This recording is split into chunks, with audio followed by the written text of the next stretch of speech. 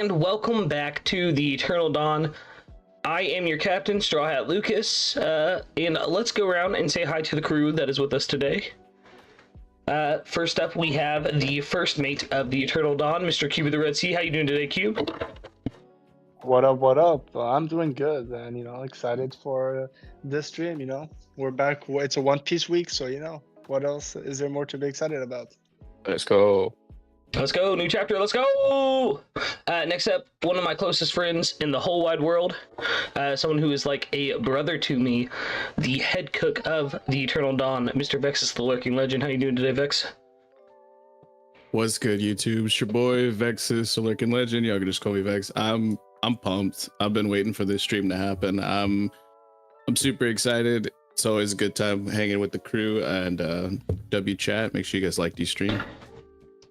Yes, sir. Yes, sir. Next up, the bestest sport from the Great White North. It's himself, the man himself, the helmsman of the Eternal Dawn, Mr. Knack Reacts. How you doing today, Oh, Knack? yeah, guys. Oh, I'm doing grand. I'm really excited to get into this one. This has been on the schedule for a little while now. We've had plenty of talks behind the scenes about this stuff, so it'll be fun to bring the conversation into the public and see what you guys think. Yes, yes. And to elaborate further on what we are going to be talking about today is off-screen moments in One Piece. We have a lot of them. Just give a little tease. There's the Payback War, God Valley, the Blackbeard Pirates attacking the Revolution HQ, and many, many more that we're going to get into today. But I'm going to start us out on the conversation of the Rocky Port incident. Now, does anyone remember verbatim what Oda had said about it before? I know it was a ship. That's what the Rocky Port was. It was a yacht, little yachty boy. Yeah, I can give you a quick synopsis straight from the One Piece wiki. Basically, the Rocky Port arrived on Hachinosu. Major battle between Law and the resident pirates ensued, and this promoted two other parties to join the fight, Captain Kube and Blackbeard. With both having come to Hachinosu for their own separate reasons, Law, Kube, and Blackbeard apparently made a big name for themselves in this incident. Blackbeard defeated Ochoku and became the ruler of Hachinosu. That's basically the gist of what we know right now. Kube became the hero of the Marines, and Trafalgar Law became a warlord. I think it also confirmed there was a poneglyph involved whenever Oda had answered the question about it, if I recall correctly. I think you're right, actually. Yeah, I'm not sure why that wasn't on the little wiki synopsis, but yeah, I'm almost positive I remember there being a poneglyph there, which is like the whole thing that interests me about this, because I was pretty let down when we got the info we got, and the fact that like Rocky Port was just going to remain off-screened. I was really hoping we'd get like some coverage of the time skip, like retroactively. And I lost a lot of steam while I was reading that until I read the word poneglyph, and then I was like, oh shoot, that's crazy. On Pirate Island, confirmed. Yeah. I just looked up the Oda answer completely. And Go ahead, Pirate Island, Hachinosu, is a important place, because we know one of the former Rocks members was running or ruling this island probably since that incident.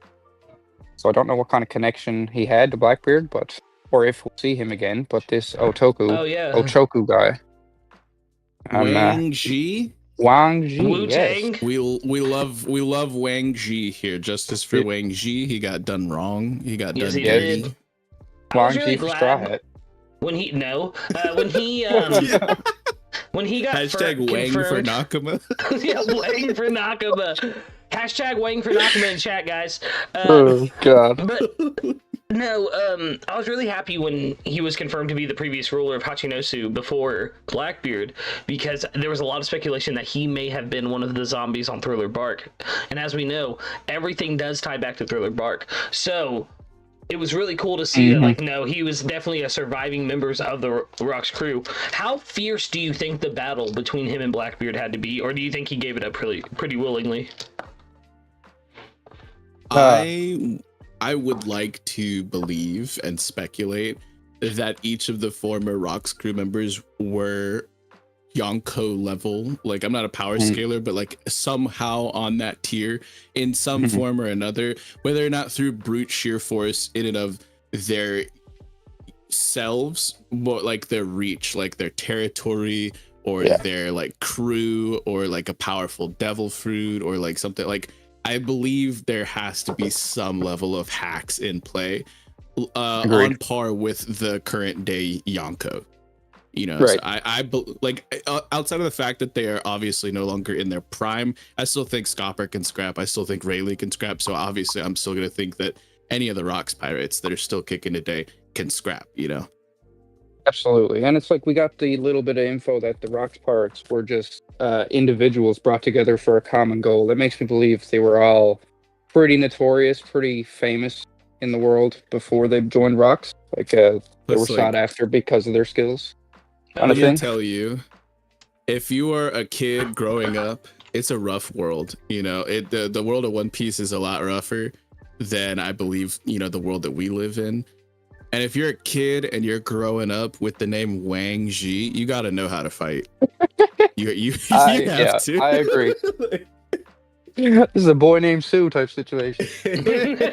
So I don't know. I think that it's crazy to me because like Law is like my second favorite character, but honestly, I like other than Kobe, you know, like I put him like near the bottom of the power, like the scaling of the powerhouses that would have been there.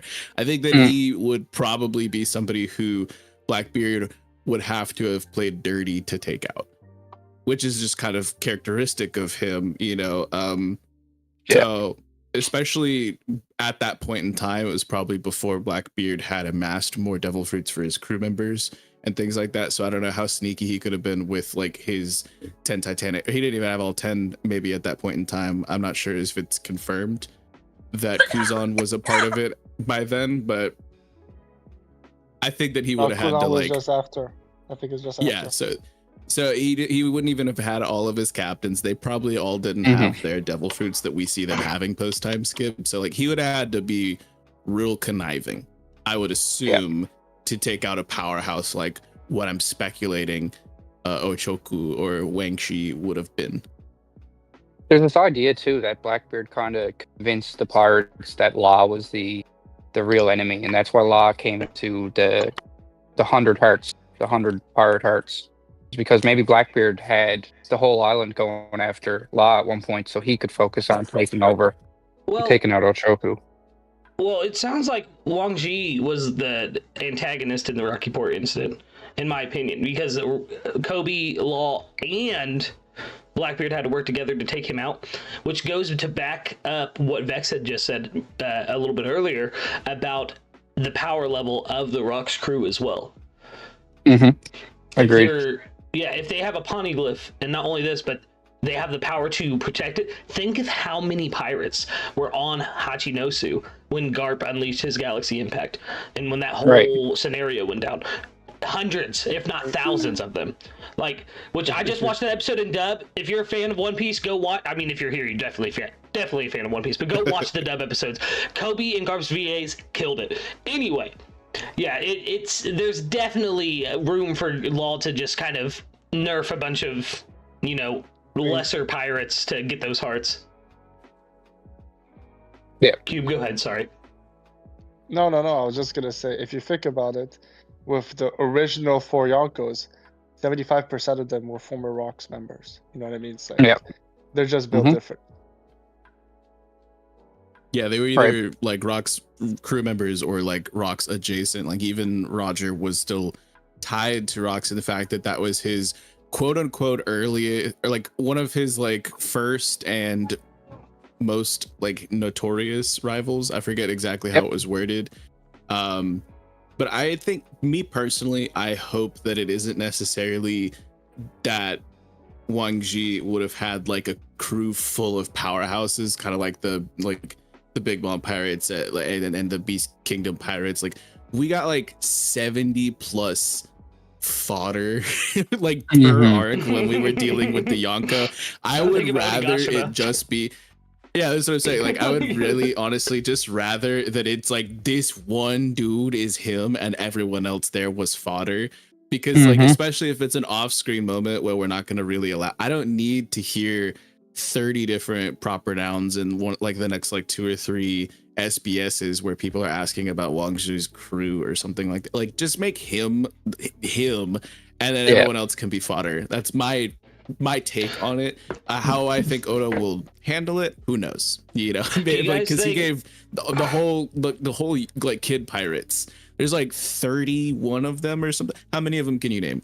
Because I can name like 3 or 4. Yeah, that's what I'm saying. So like maybe Oda has fleshed out like full former Rocks crews, like Emperor level crews. But honestly, all I really need is to know is that Wang Zhi is freaking him. You know what I mean? Yeah. Do you guys think that he named his crew the Wang Tang Gang or the Wang Tang Clan? Oh my like god! No. I find it great. Weird thing about this that I would really like some more context on is what was Trafalgar's goal, Law's goal, because he's the one who actually stole the ship and went to Hachinosu with it. Like, he thought that was a smuggling ship or whatever. He didn't realize it was a bunch of passengers, but he actively started this event. Like, what was his goal to go there? Was his big plan? Was he working with someone? I think he was working against someone. Think of Doflamingo. Maybe. That was his main goal, right? Is to get to Doflamingo. And it wasn't until he had warlord status until he could actively pursue that because of the connections they brought. He was able to go to Punk Hazard and stuff like that. That's some 3D chess right there, Law. Yeah, no, exactly. I agree. And I think this was like after, because we saw him rescuing Luffy in the Polar Tang, like at the end of Marineford, and he had noted how valuable of a player in the game that Luffy would be, and somebody to have in his ring, in his corner, you know what I mean, of the ring. So I like, this was like probably like step 3 of a 10-step plan, you know what I mean? Like, as far as like what Law's been trying to accomplish. And like, yeah, it's something that I think was necessary for him to garner Shichibukai status and then eventually beef with Daffy, which would then lead him to beefing with a Yonko Kaido, which he had planned ever since. Like, when we arrived on Punk Hazard, he was already full speed ahead. Yeah. Like, he had so many of these things already set up in motion before we ever, you know, hit the new world, like through the eyes of the Straw Hats. So I fully believe that has something to do with it. He just knew it didn't necessarily matter which pirates' hearts he, you know, dropped on the doorstep of the world government. He just needed to make a big statement. And yeah, I think that's probably like as deep as it goes for him. But I like the way that it kind of played out, I think is really crazy, because it also really bolstered like Kobe's reputation and Blackbeard. So I don't know if that was intentional. I think that might have just been like a little bit of collateral damage he had to deal with. You know, for the Blackbeard one, I think it happened, but I won't lie. I do feel, you know, this big, like, is Kobe working, is Law working with someone else, of how well his plan, and it seems that not on the red front, but on the marine side, it almost like coincides even in Wano. So I wouldn't be shocked that, you know, Kobe just happens to defeat 100 pirates, and Law and the Law at the same time becomes a Shishibukai, because it brings the heart of 100 pirates. I always feel like, you know, if there's something about that agenda, this could have been like, you know, the first move. You know what I mean? Law helps one group and they help him as well. You know, mutual helping each other. You know, you scratch my back, I scratch your back, type of thing. Because this plan, I'll still say that, is way too advanced for him to come up by himself and his crew. It's a well thought out plan to take out Kaido and Doflamingo. It's multi-layered for sure, but I don't know if it was all like this is what I'm doing, then this, or if it was like, okay, my first step is to get into the eyes of the government, become a warlord. My next step, I'll take care of it from there, kind of thing. Like, he had goals, knew where he wanted to go with the goals, but I don't know if he had everything planned out like that. Yeah. But I was going to say, I think Blackbeard and Kobe showing up was more circumstantial. Like, Blackbeard took advantage of the opportunity, and then when 3 pirates are clashing on Pirate Island, then get involved. Like, kind of how I feel like it played out. Exactly, because we know that Blackbeard is one to almost leap at an opportunity that could get him closer to a goal he has. Like, think about Ace. When his original goal was hunt down Luffy, turn him in, become a warlord. But then when Ace showed up, he was like, I don't even need to do that now, because now I have Ace. You know what I mean? So yeah, like, a lot of... Go ahead. I was just gonna say him jumping at an opportunity is very much in character. So I could definitely see that being how he brought himself into it. Was, oh, this is all happening near Hachinosu and is involving the current ruler of Hachinosu. Bet that's exactly what I need next. Sorry, go ahead, Vex.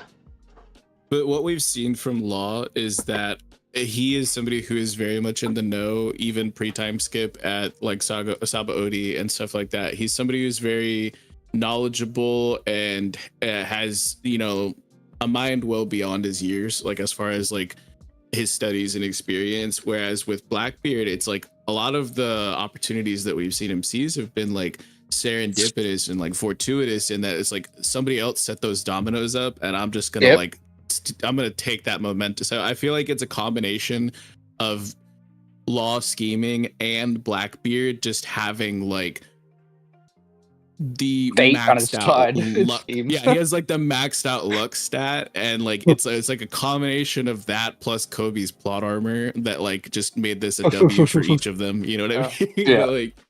Because another thing that made me think of it with the whole that agenda part, like if there's more to it, is it could also explain, you know, Kuzan joining the crew, and then suddenly Whitebeard changes his mind, doesn't go to Wano, go to Amazon Lily, and then Kobe just goes, you know, like it kind of feels like, you know, it's a 5D chess type of thing on Blackbeard. Yeah, it's kind of wild how much Kobe and Blackbeard have clashed since since the story started, and we haven't seen any of it. Man, Blackbeard is literally the off king. Like he's involved in all the biggest pieces That's of his things third that we devil haven't fruit. seen. It's the off-screen Nomi. The retcon Nomi. And, I mean, we got a few to talk about. I think Blackbeard's involved with another 3, at least. Plus all the stuff on Amazon Lily, which I know that's not an off-screen moment, but like that's another example of him and Kobe clashing. Like that's what led to the Hachinosu incident. Like, He's probably his favorite Marine at this point. It's like Kevin Roger now. I feel like we said a good bit about Rocky Port, but we can use Blackbeard as a pivot point, I guess, if we wanted to talk about what's next on the list, guys. The Payback War. Ooh. Oh, another big moment. This is so spicy. Just imagine an entire Marineford 2.0, but like minus all the, you know, Marines. Like, it's crazy to think about, because we've seen how quickly Teach got acclimated to devil fruit powers with like the little bits that we saw from Ace versus Blackbeard and Bonnaroo, right? So like, you think he's over here folding islands like tacos in the Payback War, like Whitebeard did at Marineford? He cracked the Sky Marineford in Winter Island against Law. Now I know we didn't get much manga panels for this, but like the anime showed destruction. He literally took out an entire island with one swing. Yeah. So like this is crazy to think about. And like the memes are hilarious and everything, but like I don't know where really to scale a lot of the, you know, like people memeing that Vista over Mihawk. Like I don't know about that, but he's still him. He's in a caliber nearly of his own, you know, and like Jozu as well. Like there's some heavy hitters, and it's not just the Whitebeard crew, but even like the allies. Like there were 50 plus captains that pulled up to swing for him at Marineford, and some of them got iced, I'm sure, and some of them were probably like, "No, I learned my lesson. I'm not gonna beef like anymore. Like not after Pops is gone or something." But like I'm sure at least a few of those 50 allied captains, some of their crews did pull up, and so like it's crazy to think about. Squad got taken out. Oh my god! But this could have been like 500 versus 10. You know what I mean? For all we know, right? I feel like that's actually somewhat conservative as well on the Whitebeard side. But like Blackbeard doesn't make allies like that. So it's like this would have been at most like 10 or 11 people fighting an entire war, which is crazy to think about, right? He didn't have like Hachi Pirate Island at the point. He was going around on that little log raft, probably like bouncing island to island, like crazy. I always, whenever I think of the Payback War, I think of a specific fight I think definitely happened in the Payback War, and it would be Diamond Jozu versus Jesus Burgess. Like, I know those two scrapped, and I want to see that. Like, I have to see that. And it would be pre-strong for Jesus Burgess as well, because he was going after the Mira and Dressrosa. So, like, it just, I guarantee that was a clash. That had to have been a clash. And I'm sorry, but I don't think Jozu's losing that. It maybe after Burgess has the strong fruit, yes, but before that, no. Now that you mention it, I can picture Lafitte and Marco clashing with their wings and their feet. Yeah. Oh, yeah. No, I mean, like, That's why they call me Lafitte. is like Marco is a bit of an enigma. I know we got a big Marco stan in the call right now, and I love who could that be? I wonder. But I mean I love Marco. He's up there. He's very high up on my list. Like, probably in my top 15 favorite characters. I do respect Marco, but from what we've seen in Onigashima, bro is lacking the stamina, and I don't know how much weight he put. Like, he's like, with his power set and having his devil fruit, dude is built for the long haul. But I don't know, man. Like, maybe this was the event that took all of the wind out of his sails. Like, maybe he was still burning passionately, really trying to swing for Pops's legacy against the man who took him down. Maybe this was his peak, and maybe he was in like the rarest of form, or maybe he wasn't pulling weight, and that's why. I don't know. It's interesting to think about. You know what I mean? It's really interesting to think about, because when you really think about it, Marco with his power should be near top of the verse. Yep. But it's also honestly, like, it could also be like the whole thing with Law. You know, we found on Dressrosa, where if Law uses too much of his healing capacities, it drains him. Because in Wano, Marco was healing it was using his fruit to help people. Yeah, he was focused on like crowd control and like helping people get back to the fight. But like Vex is saying, though, if you can do that, what's better than having a permanent shield would be a super sword that just cuts down the enemy, you know what I mean? And then being a Phoenix, like, you know, he could have been a lot more aggressive with his powers. And I love Marco, but he has been through so much. I think Vex is right on the money. He doesn't have the will to keep... He doesn't even believe this is his time anymore. Like he said when Zoro and Sanji come up, like, okay, I'm done. Like, you know, my time has passed. I didn't complete what I wanted to do, but I'll certainly watch the kids do it, kind of thing. Yeah, it's a problem as well if you think about even in Marineford, because he had his own handcuffs though during the entire war, or at least most of the war. Compared to, even if they were not Haki, were able to scale the highest commanders of Whitebeard except Marco because of that. So it's always difficult to scale him. Marco's like one of his introductions in like the war was when he just straight like deflected like an admiral's attack. Like, this dude is very, very, very high up, like in my list. Like I'm not a power scaler, but I still did a top 30, like, you know, because it's just fun. And when you're somebody who talks about One Piece a whole lot, you know, like you get these ideas in your head. He's in my top 30, but I just don't know if it's like it depends on where he was mentally, I get. I hate to say mental nerf, but like, was he burnt out before the war started, or was the war the really like just the you know, the icing on the cake as to what took his motivation from him? I think that's a great question. We've seen him at geez, I'm drawing a blank on the name now, but Sphinx Island, and it's like he had a moment of closure as Cat Viper was speaking to him. You know, that the glasses come off, he finally cried, and he put his hands on his head. It was like, you know, finally, like, Pop's family. It's like, I can end this kind of thing. It's really crazy too, because if he was still like burning strong, I guess, like during the Payback War, because I don't even know if it was his idea or if somebody maybe talked him into it, like, we gotta avenge Pops, and he was like, like I'm saying, he could have already been deflated like, and lost his will to fight before the war started, or he could have been burning brighter than ever because he did lose a father and a brother at that war. So I could see it going either way. Narratively, I think it makes the most sense if he fought with, like, he gave it his all and failed, and that's why he's so ready to move on. Lethargic at this point, like what we saw in Onigashima.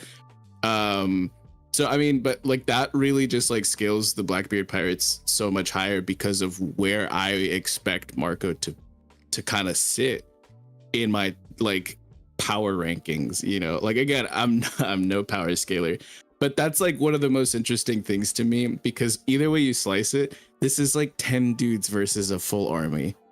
Like multiple division, multiple, like a full fleet. Like, you know, I don't know.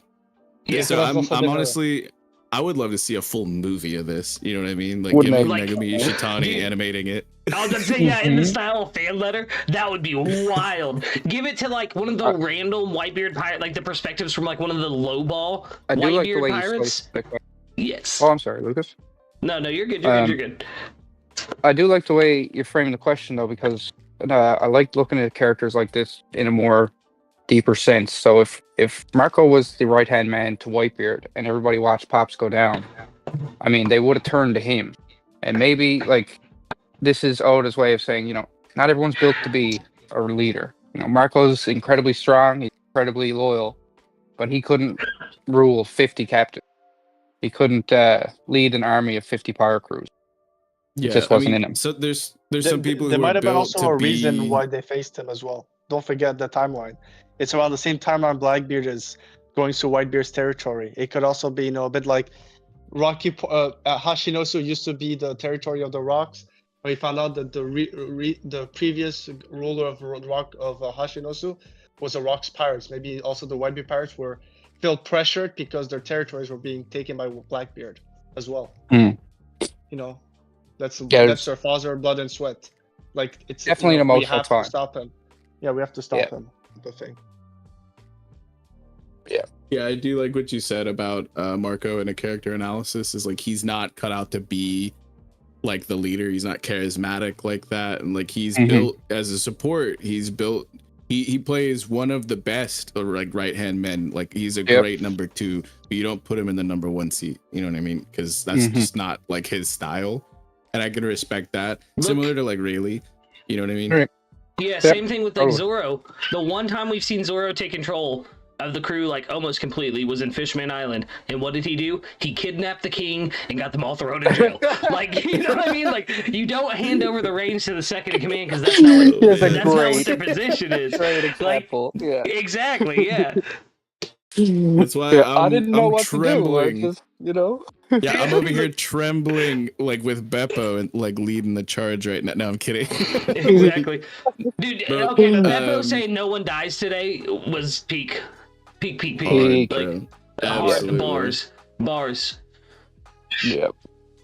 The way the anime done that was so well done too.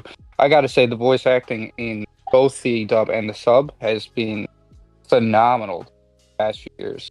Like some of these emotional moments. That's yet another Blackbeard incident that got partially off-screened. Like we were saying, like that, like he's the king of off-screen.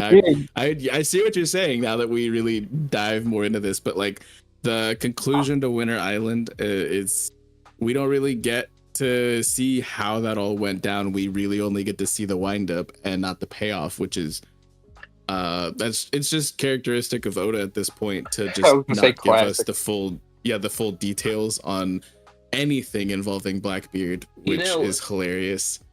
Yeah, just a quick sidebar before we get into like the next off-screen moment. A secondary. What do you guys? How bad do you think what Shiryu did in Impel Down was? I just need you to answer that question for me. Like, oh my god! Like to get locked up like that. Like they just kept mentioning atrocities and like some of the things he would do, but like. He had to have done something real bad to be erased from history. That's got a great theory about like level 6 being a place where people go that aren't necessarily dangerous. They just want to kind of erase them from history. So there's an idea that maybe these people were meant to be treated a certain way, and he just didn't care. You know what I mean? Like if Avalo Pizarro was a king of La's Nation, like people have theorized, maybe he was just going down and like hurting people, and it's like these people were taken, yes, but we're not trying to torture them. Yeah, I don't know. Also, I'm not one to defend Shiryu's morals, but if you actually look back, everything they said and how Impel Down was and what it's about Shiryu, and that mini flashback, it feels to be a lie. Yeah, I'm not one to defend Shiryu, but I don't think he did anything wrong. I mean, the reason of his arrest could be like more information.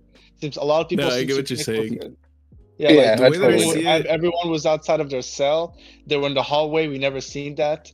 They say we don't torture people there, but the first panels we see Magellan and Sadie is they're enjoying torturing people. Yeah, like Sadie's whole thing is torturing. Fair enough. Fair enough. Like, I see what you're saying, Cube, and we have to also think about.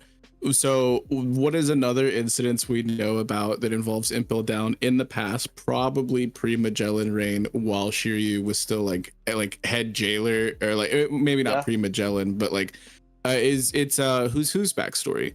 What if Shiryu not being strict enough on his guard or whatever, and focusing too much on torturing the inmates was what led to rumors of Nika circulating. So not only did like Who's Who get clapped back, but also Shiryu from that. Like I think that could make a little bit of sense, right? Unless I like that a lot. And we also have another incident with Impel Down that was off screened, and that was this former CP9 leader, Van Dun. I always get them two mixed up. Spandine. Yeah, the father. Father, after during the time skip, come up with a brilliant idea to try to attack Impel Down, and we don't really have the details of it, but it's another incident. I would love to know why. What changed his mind on the government? See, I want to know that, but I also want to know, like, do you think he was in level 6 when Blackbeard went down there and was like, hey, unalive everybody, and whoever survives gets to be on my crew, and he just got taken out because, I mean, he's Spandime's father. Like, I hope so. I hope so too. But like, I think about that a lot. Like, maybe he was down there, and I don't know if he'd make it to level 6. Yeah. No. So the thing is like, I could see it being because like. Who was literally a member of CP9 who did end up getting put in Impel Down, so maybe he was crashing out for his boy. I don't know. We don't have anywhere near enough information on that, so that's kind of like the only. It's kind of It's oh my god, it's becoming my headcanon. Holy shit! Like I kind of believe it now. Also, so just a reminder: level 6 is different than all the other levels. Level 6 has nothing to do about your physical strength or your bounty. It's about like what you did, the threat you pose, the threat you pose. Like Robin, at the time of who was Impel Down, she had an 80 million bounty. She'll still be sent to level 6. They said it. People sent to level 6 are people. Yeah, like they commit crimes so extreme. Like people just knowing information will also be sent to level 6. But I love to bring the Spandime thing. It's something we keep seeing with Cipher Pol. Oda revealing that when Rob Lucci joined, he was a brainwashed kid who joined Cipher Pol, Guernica, and now Spandine. And we know for Guernica and Rob Lucci, at one point when they fell asleep, they did something that angered the world government. Like, you know, like their will is restricted, but something happens when they wake up. Rob Lucci wakes up, starts answering to every question to Luffy. Kaku says, "What's up?" Guernica wakes up, takes a picture of Nika, and it kind of makes you feel like, or is it with this arc? Are we gonna get a reveal? Yeah, like that comment of Guernica emptying X-Drake's freedom. Do they have like a problem to keep their freedom? Are they being like, you know, somewhat controlled at one point, or like restricted mentally, their wills? Kind of makes you think of that, you know, like maybe that was a true span. Yeah, and I don't know if that's just like government propaganda and like, you know, indoctrination from a young age, or if it's something more actual, like tangible. But I can see it being both. Like I don't think either one is out of the question, because Oda's totally making a comparison to like our world and how people can get caught up in stories in the media and believe anything they read and stuff all over One Piece. So I don't know if that's kind of the angle he's going with the Cipher Pol agents, because they are all orphans, and then they're brought to an island to train under a mysterious lady in that cover story. I don't even know who that was. And it's just very strange. Like, if they were isolated like that, it's not hard to have them believe a certain set of ideals. Exactly. I don't know why, but Yeah, you mentioned... Oh, sorry, go ahead, because I'm about to change the subject. I was also going to pivot. I was just going to say, with you mentioning Gornica, there's a really good off-screen question that we don't know the answer to. How is he able to stand up to all those Haki blasts? Like, Kaido and Luffy were conquerors clashing, and Gornica just stood there and was like, all right, Nika. like, this isn't affecting me. This isn't affecting me at all. Definitely has like. He's got supreme, Haki armor. Yeah, he's got supreme color of kings. We just never see it. Crazy. But while we're still talking about level 6 of Impel Down, I think that's kind of a perfect pivot to another thing that got off-screened more or less. We got a little bit of this in chapter 0. And then like Strong World's not canon, but we do see a little bit more of it there, of like what maybe the world that could have been. But we got another former Rocks pirate, Shiki, the Golden Lion, breaking out of Impel Down, and like we get it's glossed over so quickly. And like it's also erased from history, because whenever we were in Impel Down with Luffy, it's like, oh, this is the first breakout ever. Right. So that was a fucking lie. I'm sorry. we made it how far in the stream? About 40 minutes. Let's go. But yeah, I mean, Morley broke out like 100 years ago, so we already knew that was a thing. And then Shiki, like 20 years back, also had busted out. So there's been like a lot of Impel Down off screening, I feel like, as well, right? And if I'm not mistaken, that's when he lost his legs, wasn't it? Bro pulled the Zoro to get out of there. Yeah, he went full Zeph. Okay.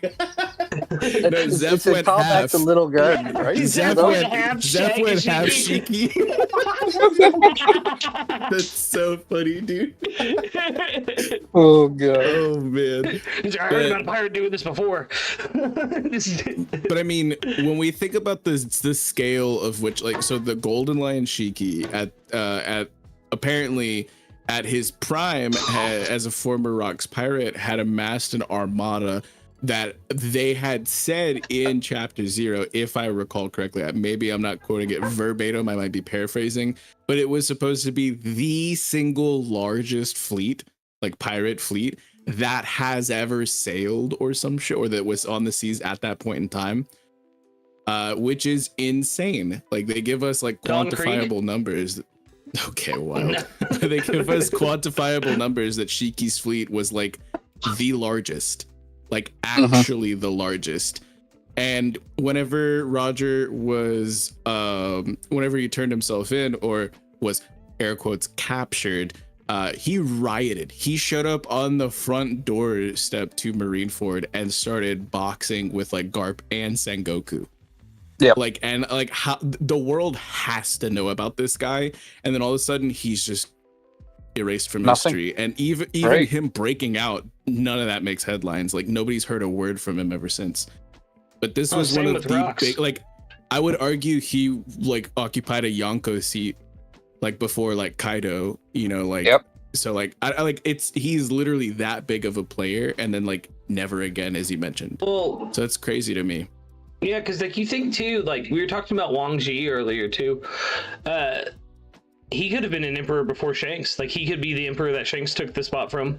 You know what I mean? Like, you have to think in terms of this world to like just how many of these Rocks pirates were emperor level, and like it seems to be something we keep bringing up in this stream too. Like, so I don't know. I'm kind of stuck on that thought in my mind right now. Is, you know, Wang Ji, was he emperor level?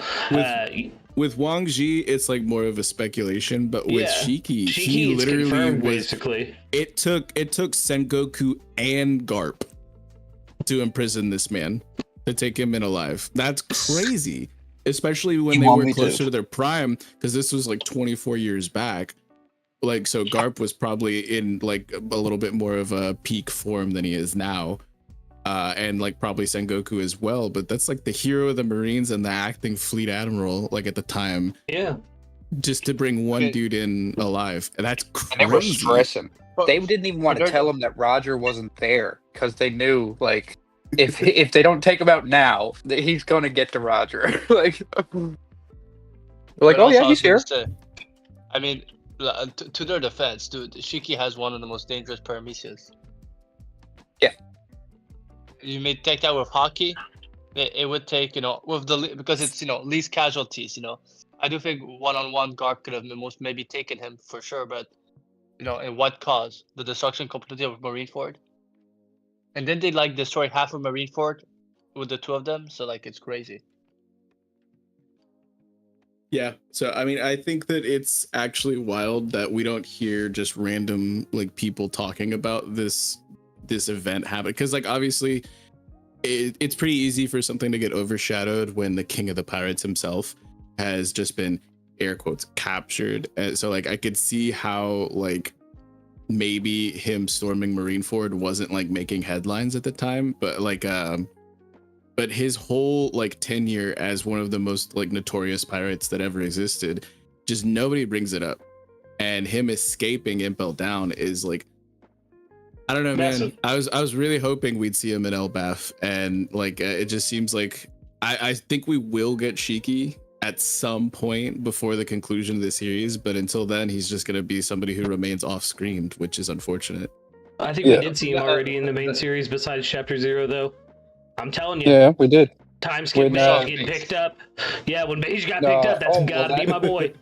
I actually do believe that entirely. I do think Shiki was involved with the Beige and Apu stuff. But when Higurashi changed her face, she had Shiki's face. That's literally the only time he's canon.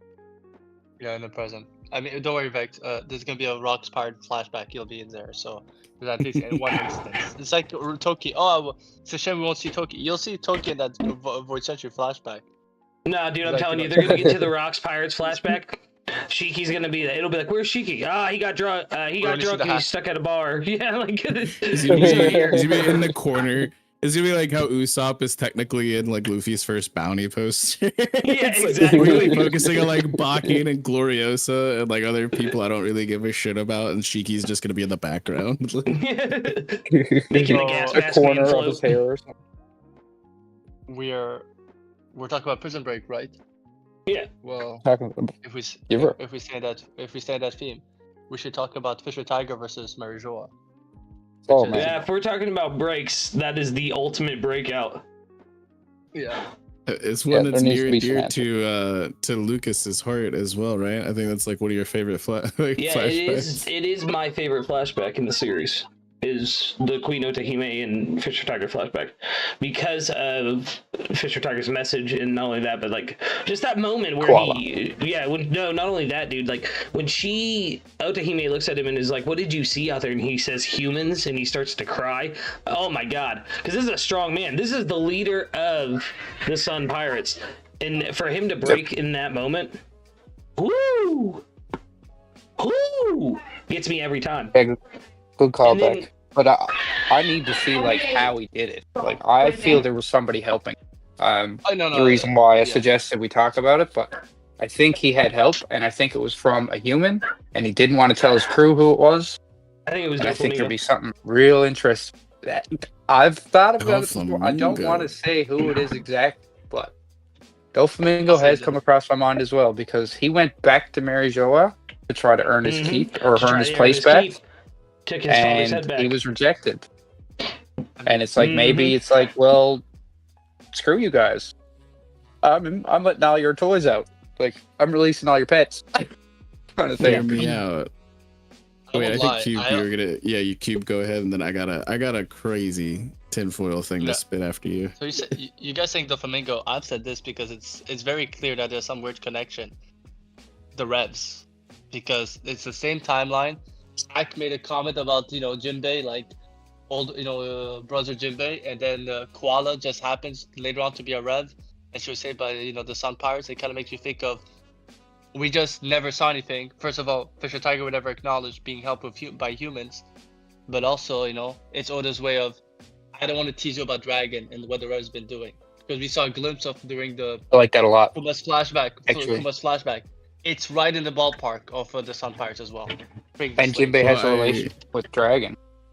Well, and Morley has a relationship with tunneling into places that are supposed to never be broken out of. So into and out of. Yeah, so I think that's actually I was gonna mention it, but I knew Cube was gonna bring up the Rev, so I had a different, even crazier idea in my mind, which is we know because of recent events in the manga that Shanks had returned to the Holy Land at some point and refused to, like, he had grown too accustomed to the surface dwelling and stuff like that. So like everyone expects that what we saw in, what was it, 906 or whatever, like was that, and that could have been a return, but maybe not his first return. What if Shanks legit like helped Fisher Tiger back then?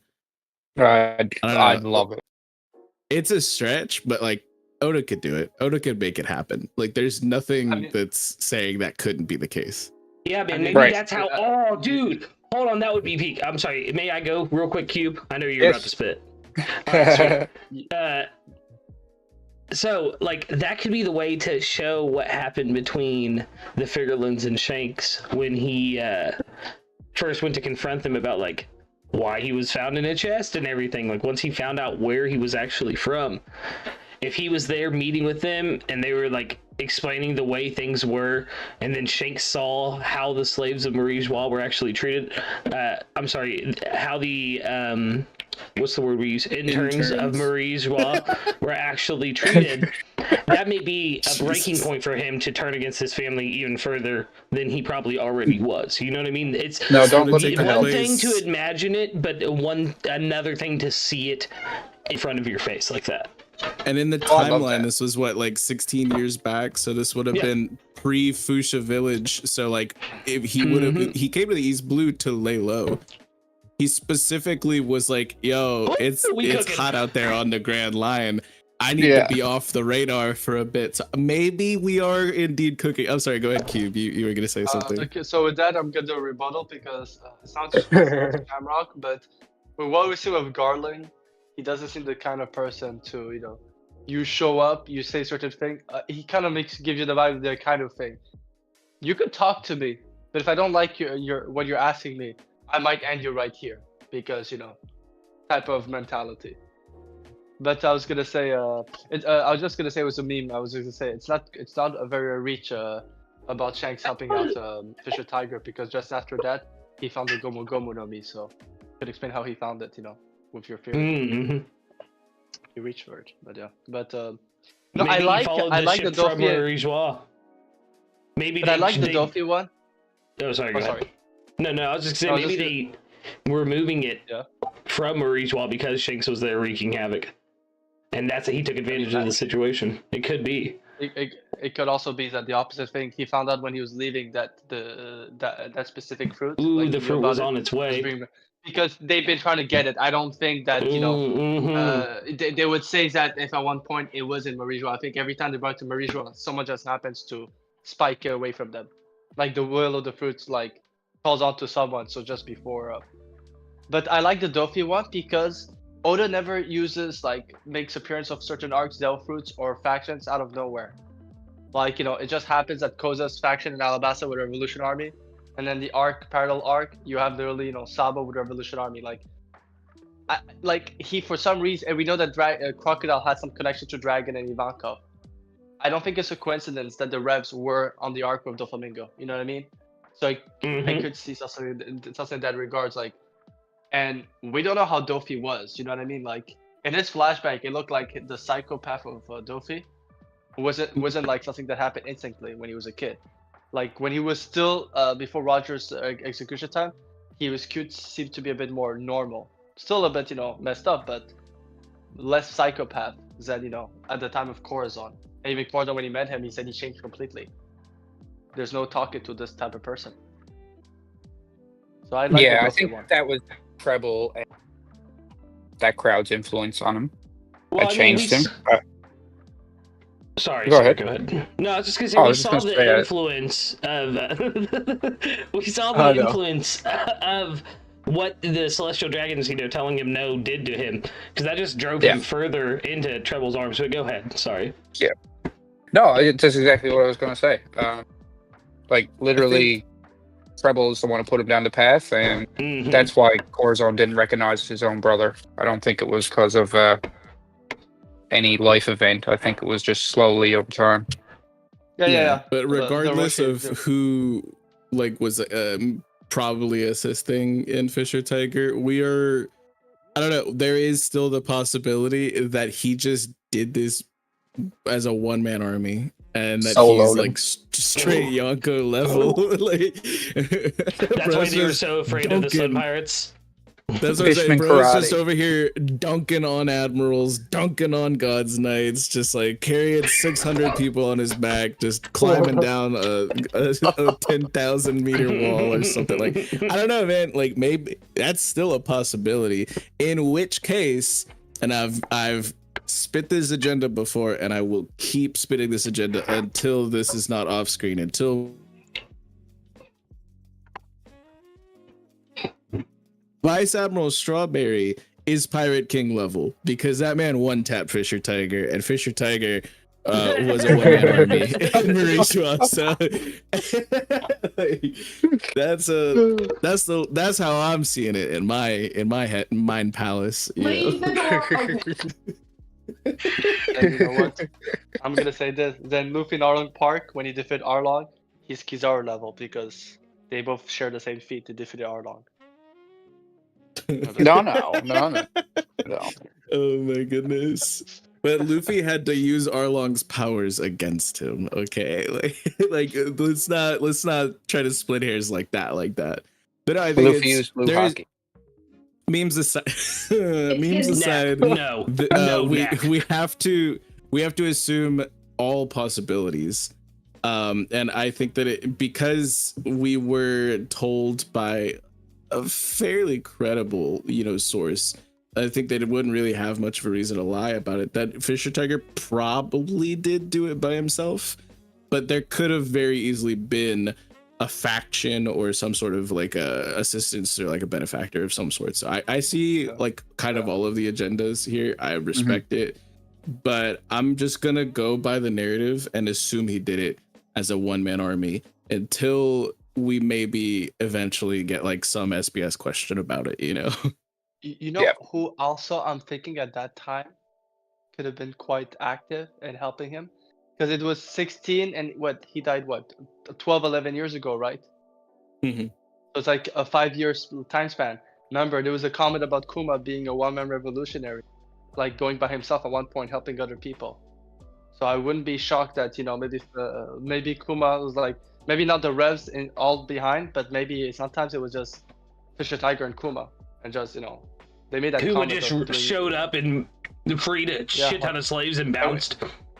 Yeah, like we saw awesome. a scene like that, and we also saw a scene like that where when they come to one man revolution, where he was just going by himself helping another group of people, and that would also like something where we were talking kind of makes me think of, we never also understood how Fisher Tiger seems to know so much of the right places to go to free people, the Sun Pirates, like was he that intelligent, or like, so it kind of makes it, I never thought about Kuma could also be a good candidate, I also, like, a long time ago, before I was ever caught up, when I was still watching through, and I was like an anime only, and I'd never even touched like a piece of One Piece manga or anything like that. I remember thinking, when I was pulling up to Wano and I was finishing up Whole Cake, it was still like ruminating in my mind a bit, and I was like, what if it was Rayleigh? Because I was writing the agenda before we ever got any confirmation that Rayleigh was very closely tied to like Boa Hancock, and like I was thinking like the whole Mihawk and Hancock are like siblings and that like Rayleigh was potentially their dad or something. I don't know. Like, so it was like it's interesting to think because he was welcomed on Amazon Lily, and Wild. he like Granny Neon like actually knew of him and respected him as well as Boa. And it's interesting to think about because it was specifically stated that he did also he assisted in recovering Boa. Yeah, the sisters and Boa were with Rayleigh after freed by Fisher Tiger. So yeah, you're right. Maybe Rayleigh had assisted Fisher Tiger. I don't know. Maybe that's just because he's my GOAT. That's number one right there. But I could see it also being like a possibility. I like that because I've always wondered if Rayleigh has a hand in Koala teaming up, joining the Revs because of one of the people who was on the ship with Koala before she was left off, and Oda showed was Hachan, the same Hachan who was close to Rayleigh, who helped slaves. Like I've always said, like Hachan, and what do we know about Hachan? He's a blabbermouth.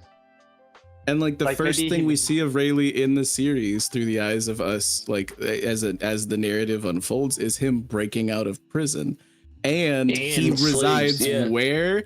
Specifically at the foot of the Red Line on Sabaody. So like, I maybe are we cooking, guys? Dude, listen, no. If he heard something was going down on Marie Joie at Sabaody, like there's a slave and his name's Fisher Tiger, and he's trying to free a bunch of the other slaves, Rayleigh would definitely be like, oh, I'm gonna go see what's up with this. You know what I mean? Like, he ain't scared. Who's gonna stop him? An admiral? He'll just run. Yeah, because I like the Rayleigh thing. Yeah, I'm picking it back up because I remember fully being on board this kind of thought process. I saw the theory video before I was caught up. I'm here for it. I'm back on board. Like, let's go. Yeah, plus we seen Shanks on the open ocean. The dude leaped like 40 ship lengths away. So like, he swam to Amazon Lily. Like, no, I mean, he probably not the whole way, halfway there. His ship broke he probably down. could have jumped to Marijoa. Yeah.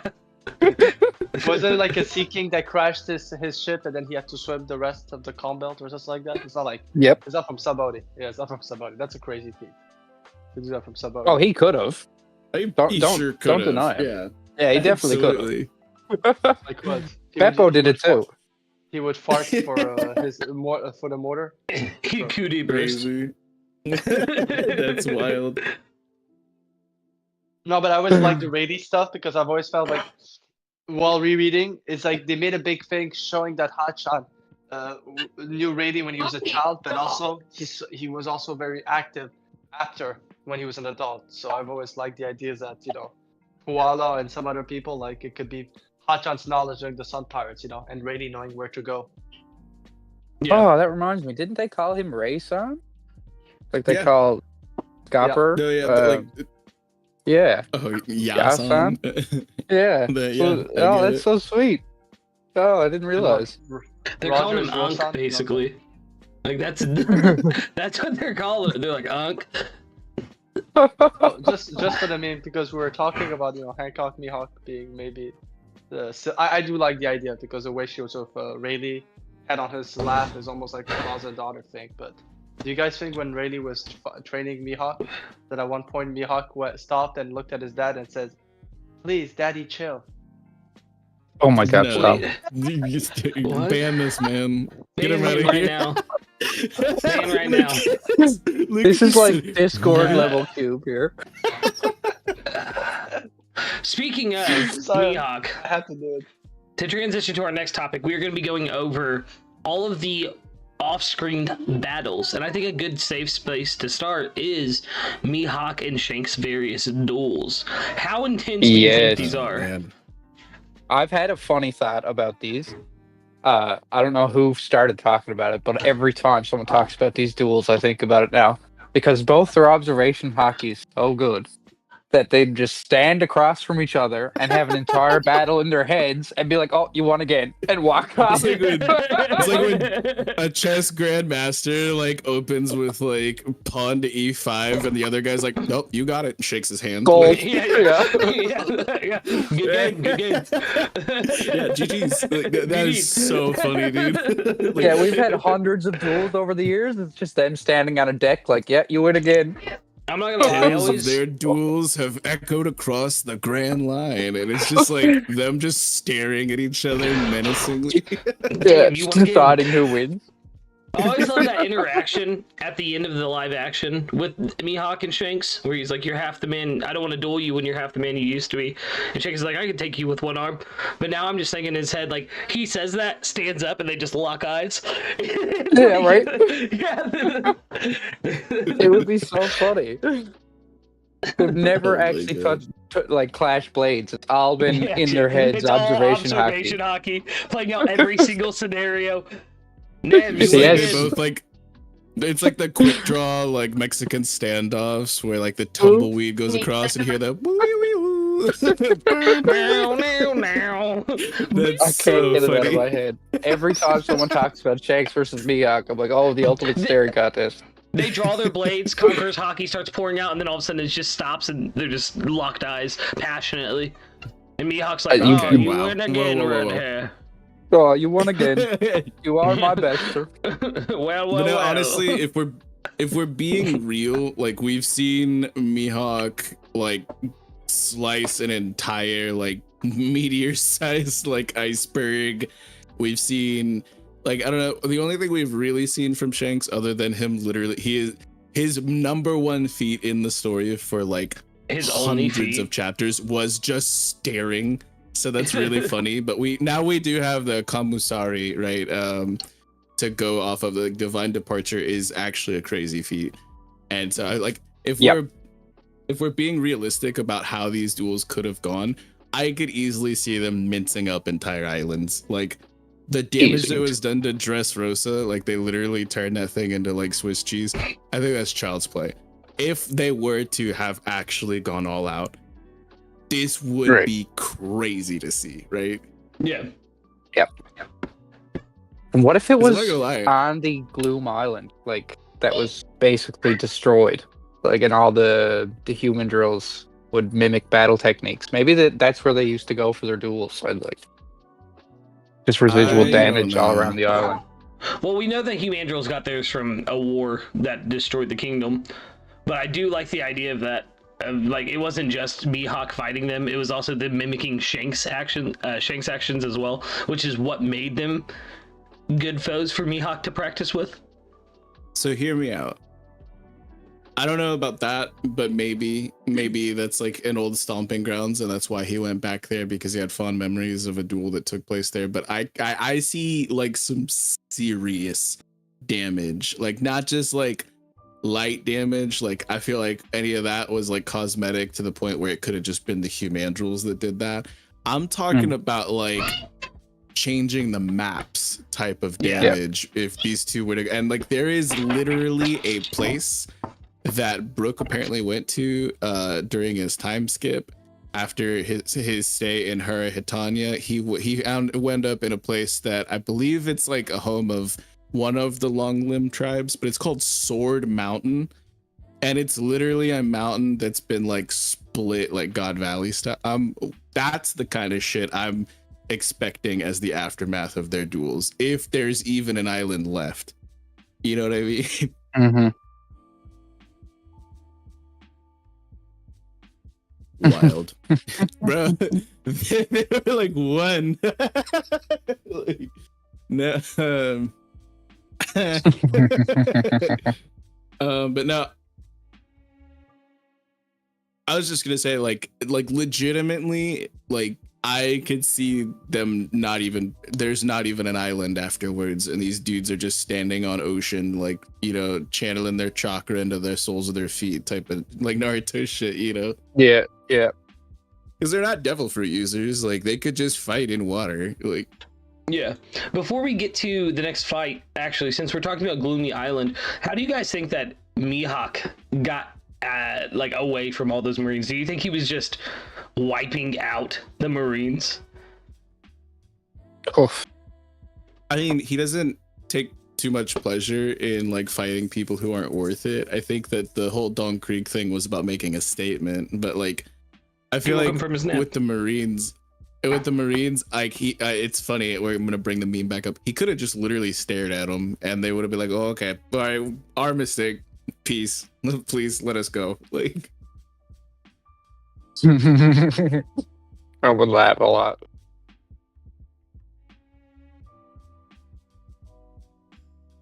I would too. I don't know. I like you said, I couldn't picture them or him just wiping out like a whole sea of Marines for the fun of it. He's just like Zoro. He's got that Bushido code. Like, I mean, he had picked on a small fry previously, but like I don't think that him defending himself against a sea of Marines is the same thing as what happened with Don Krieg. Like it's not like he was doing it out of sport in the Don. It was more of a chore, you know. So I mean, I could easily see him wiping out a full like several platoons of Marines like in one swing. But like again, it's not like he's doing it out of sport. It's a chore at that point. You know what I mean? Yeah. And we also seen like as that was happening, Crocodile and Mr. One take out a fleet that was surrounding Buggy. You know what I mean? So it wouldn't be a big stretch to say Mihawk could do the exact same thing in a single swing, you know? Yeah, I mean, if he did that to Don Krieg for waking him from his nap, imagine if you kick him out of his house.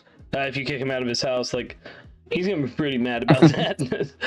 You catch this man like mid sip of wine and like one drop gets spilled, like, oh man, you're toast. But, I don't know. I think that's like something that I even put on my bingo card for 2025. I really hope that we get some cross guild showing soon, and like when we finally get the first named attack from Mihawk, it's gonna be absolutely legendary. Because everything that we've seen from him so far, literally slicing like I said, a meteor-sized iceberg clean in half, and like it's not canon, but dude sliced an actual meteor in Stampede, right, or something like that. And like it's like. I'm like, it's actually insane that all of that is just him drawing his blade. It's not even an actual named attack. That's just him like getting ready. It's not even a flex, you know? Yeah. He's the only one, as far as we know, that like actually blackened his own blade. Like we don't know any idea how that happened. Yeah. Yeah. Since we're talking about I was thinking about going to another one, but let's stay on the Shanks train for a little bit.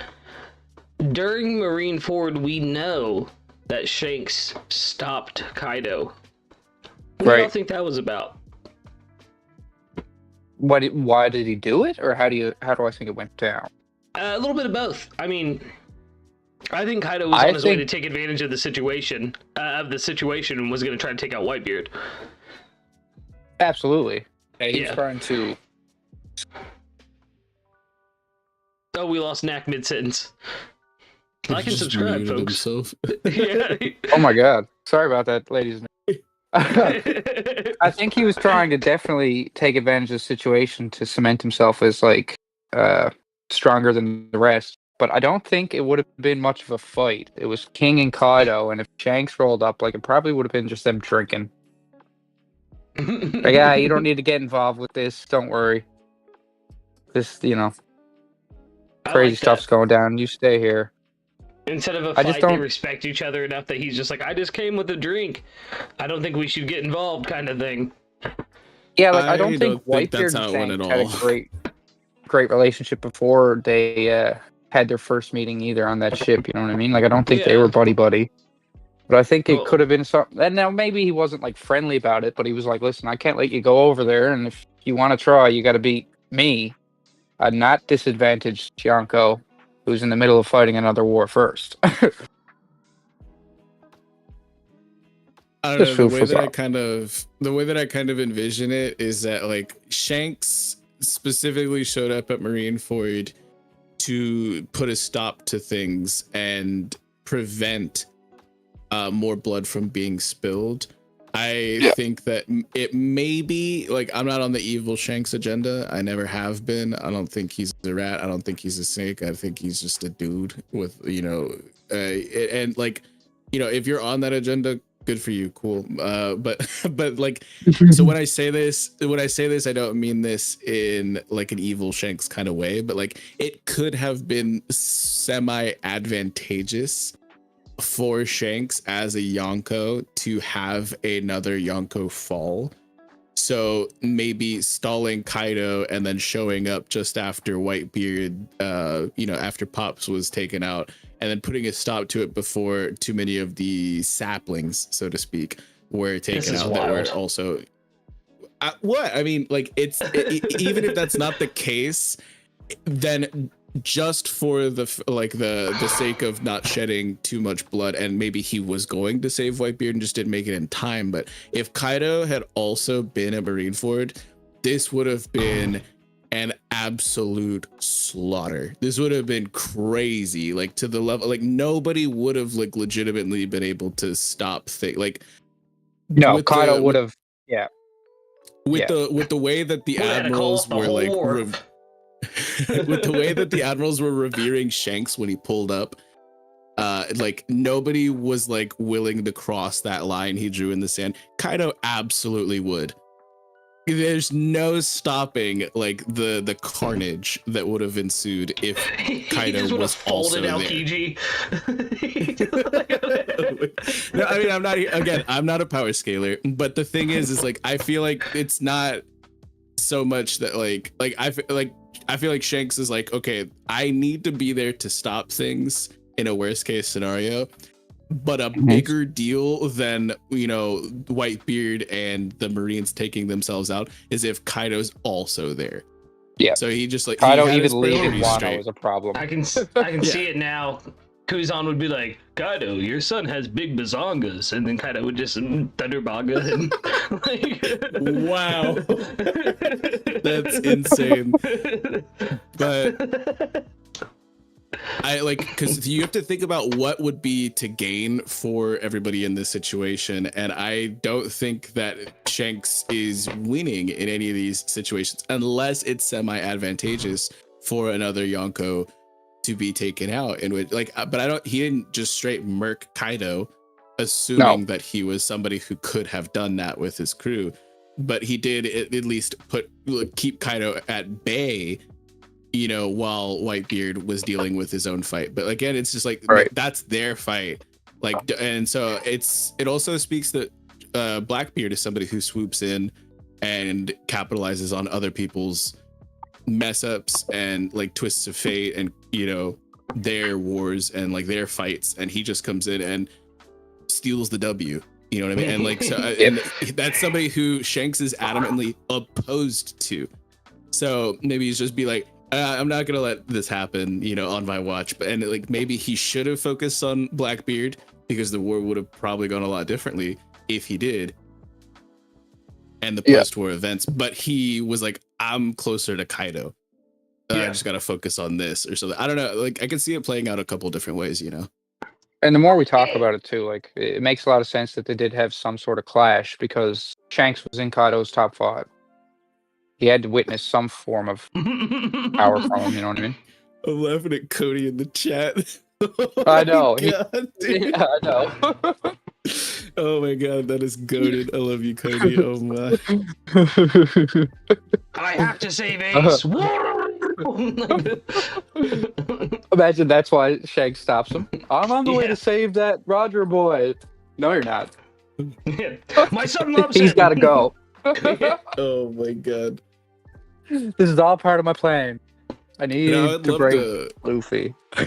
I'd love to get more context on that, because like there's so many different Yonko moments where we could have gotten like a full stretch of chapters going up, but now it's just, again, that's what this whole stream is about, is like it just got kind of like left on the cutting room floor, I feel like. And it would have been so cool to see the red hair pirates going up against Kaido. And again, at that point in the story, we shouldn't have been given the information, so I can understand why Oda didn't include it. because he wants to make the red hair pirates and how strong they are the absolute slowest burn in all of manga history, I feel like. Right. But we didn't even know who Kaido was at that point, so it makes sense for him to not really show his whole hand at that point with that. But like again, like now that we know who Kaido is or was, you know, and we're getting the point where Shanks actually has tangible feats and is becoming more active in the story, we could get that now, you know what I mean? And I would love it. That'd be so cool. It's gonna be during the reveal that Shanks is a villain. We'll see if his plan is. I may not like Roger, but I have to save his son, red hair. No, Kaido. The boy must die. Exactly. I need to break this young man. Wow. He needs to be broken so I can build him back up. Oh god, we're diabolical. It's okay to cry, Luffy, because I caused these tears. Don't let me in.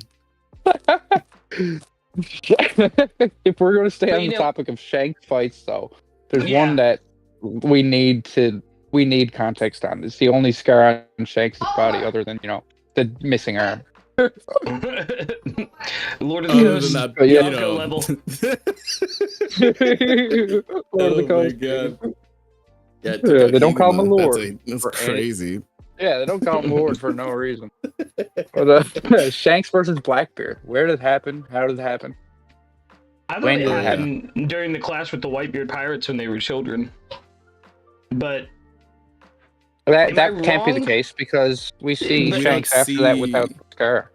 Yeah, we don't see the scar at that point, so it had to be after the Whitebeard Roger pirates clash. So sometime within the past like 24 years, but we don't really know. It had to be what was it, like 12 years ago, because that's like Luffy's childhood flashbacks and stuff. Yeah, so like it was sometime in between 24 and 12 years ago. It's pretty big window. It's like when the internet dude is just like, yeah, I'll be there between 10 a.m. and Saturday or something. Like there's a lot of wiggle room there. Like I don't have any major theories on when it happened or where, but how it happened is crazy to think about, because all he really says on it is that he didn't get this scar from being careless, which is his way of basically saying, hey, teaches him.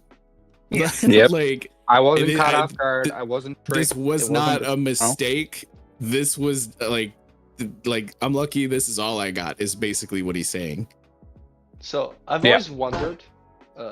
Sorry, guys. I always wondered about whatever happened to Shanks. It's definitely something with the Whitebeard pirates, and I've always wondered because it could also be around the same time where at one point Crocodile challenged, and you know, there's been speculation that Crocodile's face scar he got from Whitebeard, like from Whitebeard's weapon. You know, he has like that big scar on his face. So like that's another big, another great off-screen fight. Yeah. Oh yeah, it's basically another Moria Kaido moment where Crocodile had to ponder for a couple of years and then say, we just ran through the greatest on that. Yeah, I can cook on all of these. Like we'll get into each and every single one of these matchups. Yes, we are. But we're focusing on Blackbeard Shanks right now. I like what you're saying though, is because it could be they could be tied in like potentially. Yeah. And if you're a Croco mom believer, then maybe that's why, like, how Shanks and Crocodile were so tied together, and why he's looking after Luffy. Go find my son.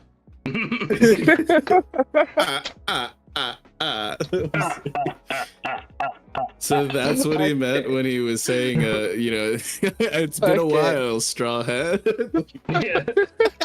I can't. Oh, man.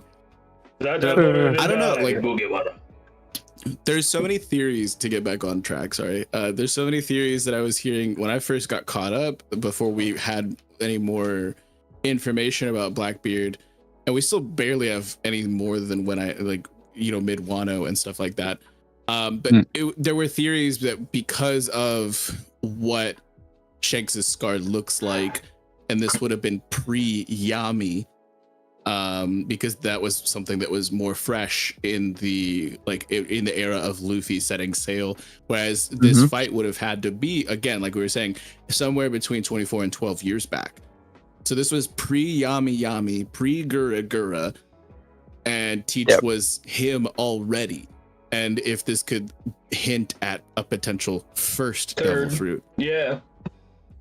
Not third, like first, you know what I mean? So like, yeah, but like same thing, mate. It's but I was like really on board with a few of them because there's several of these theories circulating like a few years back, like 3 years ago. Cerberus, what was the other one everyone was saying? Fenrir.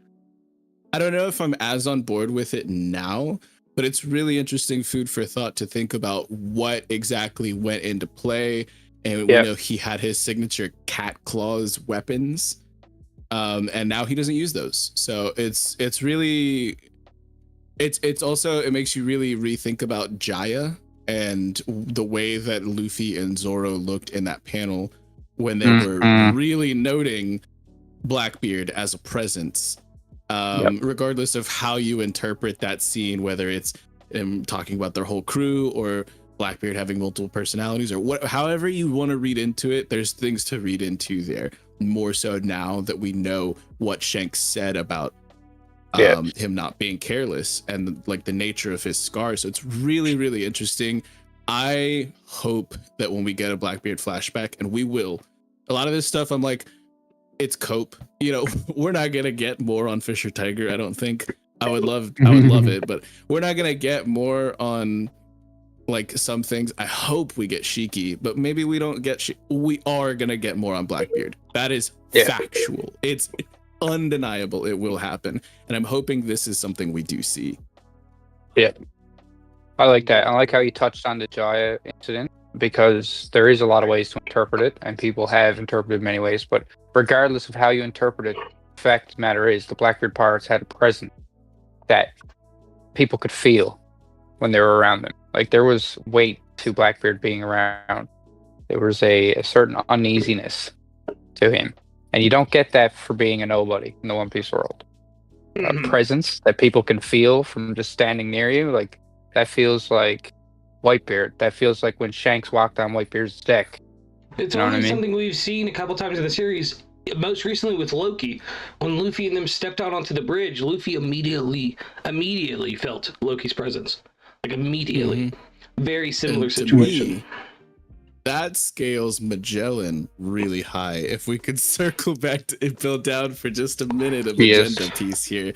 But a Magellan bodied like a primer Blackbeard than probably what Ace went up against with a devil fruit during his prison break. Crew after scrapping with Luffy, I'm just saying, people sleep on Magellan, but like, yeah, dude, Magellan, that's crazy. That's crazy. Yeah. Like, that's my boy. I'm sorry. I digress, but yeah, Blackbeard is clearly him by the narrative, and he has been since before he had his first, before he had the two devil fruits that we currently know of. He was him back in the day. He was him with just the Yami Yami, and he's even more him now with the Yami Yami and the Gura Gura. Yeah, big facts. We've seen Winter Island in the anime. That shit. Yeah, but he's. Use my language. It's just this. This is what cements to us that he's been him all along, because Shanks himself. Yeah, Shanks himself was like, hey, that guy is crazy. I don't know what's up with him, but he is crazy. Now I'm even wondering that Shanks and Blackbeard thing, you know, because most likely they also had an exchange of information on their clash. What if at that clash is when each one of them make the decision to go after the fruits they went after? Like, possibly went to the same information, two different point of views. They also shared information during the fight we did see between the Roger crew and Whitebeard crew. I feel like they kind of at the end of that might have met each other, and like that's when the relationship started off. That could have been the catalyst to like him and Shanks and Bucky were straight talking about him, saying that I heard that guy never sleeps. Yep. Since the battle started, I've not seen him rest once. Yeah, but then for 3 days. the battle ends though, and we don't really see Blackbeard, Shanks, or Buggy after, like in the calm down where everybody's like getting together and sharing goods. And, oh my God, he's the third brother for Shanks and Buggy. he's not the right age. They're all Roxas kids. Oh my God. Buggy is. Oh my God. Sorry, go ahead, Cube. Yeah, we don't want to lose everyone. And I won't lie, especially how we're seeing young Shanks, how he is. I wouldn't be shocked that maybe the interaction was not just an interaction, it was also Shanks trying to recruit Blackbeard to join his crew. Ooh. Young Shank. Shank's gonna be my hip hop name. I'm just gonna Young put that Shanks. out there right now. Get the money, baby. I got them berries. I'm gonna start nerdcore. But Yes. Go ahead. it's really interesting to think because one of the questions we got recently that was asked to Oda, it wasn't a part of the SBS or the Viva cards drop. It was like one of the 10 questions. Or it might have been in the SBS. I don't know, it was around that chunk of time a few months back when we got a ton of tertiary content all at the same time. Somebody asked about the divine departure. And so we got to understand how old Shanks was when Roger passed. I believe he was like 14 years old or 15 maybe. That sounds like, right. Right on the line there. Yeah. So that would have been the last time he would have been able to see an in-person divine departure. For him to have picked it up so young, so quick, like 15 years old, that's like pre-time skip Kobe age, right? Like, right. Can you imagine a pre-time skip Kobe throwing out Bajarang guns, like if he's trying to scale with current Luffy or something like 15-year-old Shanks had already figured out. Yeah, but I mean, again, like we're scaling to the Pirate King here, and I know 15-year-old Shanks didn't scale to the Pirate King, and he probably had to hone that over the decades and things like that. But for him to be able to even get to the levels that he is with Divine Departure now, he would have already had to have had a significant familiarity with it back then, right? Yeah. So 15-year-old Shanks was probably like the strongest 15-year-old on the freaking ocean until he scrapped with Blackbeard, maybe. I don't know. Like, it's crazy to think about how high they could scale at such a young age. You know what I mean? Both of them.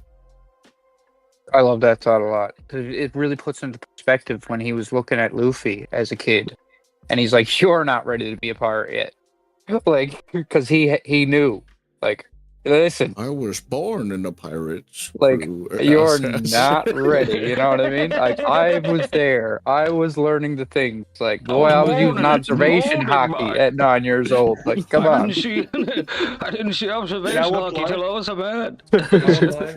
We do see, like, with Kobe, there's obviously a Garp influence, but also a Luffy in the way he moves, you know, very Luffy-like. And I wouldn't be shocked that the reason why Shanks' movement was so similar to Luffy is maybe when he was a kid, Luffy saw some. He didn't go to sea, but he maybe saw Shanks like scrap one a few times and, you know, picked it up as a 7-year-old. You know, and like the way he if Luffy divine departures, I will lose my mind, guys. No. Like, I'm honestly, I'm kind of a firm believer. Dawn departure. We don't have anything. We don't have anything to really go off of, but it's kind of like the way that I see it is that Luffy never saw Shanks get angry and like fight at all. Because the only time we've in the story that we as an audience have ever been shown any sort of antagonistic, anything opposing Shanks in front of Luffy was Shanks just getting like drinks poured on him and like, you know, like getting beat up by Higumo, Higumo the mountain bandit worth a whole 8 million, and Shanks didn't lift a finger. And even when it came time to actually get serious, all Shanks did was shoot like a glare. He just stared at the Lord of the Coast. So like, I think that Luffy saw Shanks not as some sort of like, oh, this guy can fight, this guy can like split, you know, the freaking island in half. Like, it was just a charismatic, you know, figure in his life. Yeah. I don't think he ever witnessed a fight. I don't know. The way that I kind of imagine it is like that wasn't anything that would have interested Luffy at that point in time. He just knew that Shanks was strong enough to protect his friends. when he needed to. That's well said. Yeah, there's so much you can speculate on Blackbeard and Shanks. This stuff, like a lot of the fights, we don't know a lot about these people's histories and their. Well, we don't know a lot about Shanks or Blackbeard's history, but we can speculate a lot of it. So interesting to think how these come about and the impact it had on the rest of the world. Yeah, it's like we don't get a clear like image to go off of, but we get a lot of what it isn't, and based off of like the gap there, we can kind of like imagine what it is. You know what I mean? Yeah. Like reverse engineering like these backstories and events. This is And it's crazy that we could do this about so many things in one piece. You know what I mean? Yeah. Yeah, exactly. And a little breadcrumbs dropped over 1,100 chapters. Just give us an image of these people before we even knew them. You know what I mean? We haven't seen these panels, but we can all kind of fundamentally see how things, not like predict how everything happens. We can, understand certain things and we can come to conclusions. It's more predictions, but it's awesome. Builds up a lot of hype for these characters. It's pretty cool because, like, who would have thought when we met Gaimon that he was a previous rival to Roger for the claim of Fire King? You know what I mean? It's like, oh my god, it's crazy. So I would like to transition this. We have two more hypothetical verses to talk about. Cube, you had mentioned them earlier. That is Kaido versus Moria and Croc versus Whitebeard. Who wants to start where? I'm going to start with the Moria one because we know Vex. We actually have a bit of context on it too. And for those who forgot, Moria was it's robbed, not I a agree. fight. No, it wasn't a fight. It was a total annihilation from Kaido. Dude, like, I mean, from that panel, there was a lot of people on Moria's side, and they were wiped out, other than Moria. Yeah, look, didn't Moria Kaido lost his have a whole lot of crew. respect for Moria though from that Yeah. fight? Like Kaido wouldn't have respected if it wasn't Scrap. You know what I mean? Exactly. Yeah, Kaido did. Moria did earn his fight or his respect. Yeah. So that means Moria definitely stood toe to toe with Kaido a little bit. Now, obviously, he lost the fight, but there was definitely, a young Kaido as well with Prime Moria. Like this was Prime Moria as well. Like with the extent of what he could do with the Kage. From what we saw, I can only imagine what he could have done then when he was physically fit. When he was like physically fit as well. Yeah, we don't even know if he had a devil fruit back then. Like, but something is up with his lineage because he's got actual horns and he's massive. Dude is like just a little bit taller than Kuma, Kuma's a buccaneer, and Moria is taller than him, I believe, canonically by just a little bit. They have like extremely similar heights, if I remember correctly. Yeah. And with the recent chapter, I think it was two chapter ago, like those nightmare creations, that Nika one had the face of Esbat. Like it's the same face as that we seen with Esbat or Esgecko that we saw in Egghead. So he must like have some sort of like crazy lineage. But I mean, either way you slice it, like Prime Moria, if we want to refer to him like that. I think he's Prime now, but like, back in the day, like 20 something years ago, when he would have this was when he was acquiring Ryuma's cadaver and Shusui, a national treasure in Wano. 20 something years ago, like 22 to 20 years ago, I believe, because that's around when Kaido occupied Wano, and it's just post Roger execution. So yeah, like around that time frame, if I recall correctly, Moria would have had to have been accomplished enough with his crew to have been in the New World, gotten to Wano, which again, like Wano is where we see, like when you're in the Wano part of New World, you're in like prime Yonko territory. And I know it was still fresh for Kaido being at Wano at that point in time, but regardless, Whole Cake's right there. You know what I mean? Elbaf is right there. Like we've got like this is where big fish are swimming. And Moria was there 20 something years ago. And 23 years more or less, Ryuma's body was taken. 23 years so, like, missing. That's crazy to me Do you guys because think like everyone wants to think he's a pushover and think that he's fodder and that he got folded. Nah, I think he was legit, dude. Like yeah, Moria, He had his was a will warlord for broken a by reason. Kaido, in my opinion. Like that Definitely. fight was like that was the game changer. Whoever won that duel would have been the one to rule Wano, I think. Like Yeah, Moria could have agreed. ended up being just as bad as Kaido. But Well, no, I do like the idea that he didn't go there just to face Kaido, but he went there faced off against Kaido just to keep him busy enough that his people could get the things they needed from Wano, which is even more ballsy. It's like I'm Yeah. not going here to like clash with this guy. I'll keep Kaido busy. You guys go take care of what I'm here for. Kind of thing. Exactly. Do you guys think, because we do know that he recovered Or's body from an icy region, do you guys think he also got Or's from Elbaf when he was in this area of the world? Because we've seen a It's very frozen possible. icy region. No, listen, the underworld in Elbaf is nothing It's but ice, possible. basically. I know what you're saying. I don't know about that, but maybe. It just put It's Moria definitely higher, you know? possible. Like, but I like it's crazy to me because like the showing we got from him in Thriller Bark was phenomenal, and like, but Yes. again, this is like somebody who's half the man that they used. Well, he's twice the man that he used to be in some ways, but this is like he is a shell of his former self. The way that the way that they framed it, like, because we get that in the anime, it's in Marineford or something, right? When they were talking about how Moria beefed with Kaido, Yes. and that clash looks not one-sided at all. It's only a few seconds. You don't get The you clash don't get is in Wano. Like, that's when we see it, but we first hear about the fight in Marineford. Yeah. It doesn't look like one-sided at all. It looks like they are fighting on equal terms, and it looks like a war. don't see. Yeah, we don't see Moria in Kaido's like Mount Rushmore of fighting, you know, like his pantheon and of like goats faces in the sky. Like we don't see him up there with like Roger and Rox and Odin And Buggy. and okay, but I don't think that it was like just Moria getting washed. I think he was able to maybe not scar Kaido, but hold him down for a bit, you know. It kind of makes you think of Roof Piece if it went bad. Yeah. Type of thing, you know? Like, it did. Fair Roof enough. Piece is just, it was Kaido's too. Yeah, like if the raid failed, and the only person who survived is Luffy. Kind of makes me think of that. You know? Well, we do Now, know that having Savage the whole Crew did crew- survive. I mean, because Hogback survived it. So did Perona. But I don't think Hogback or Hogback Perona were 12 part of the years crew ago. then. They met 12 years ago.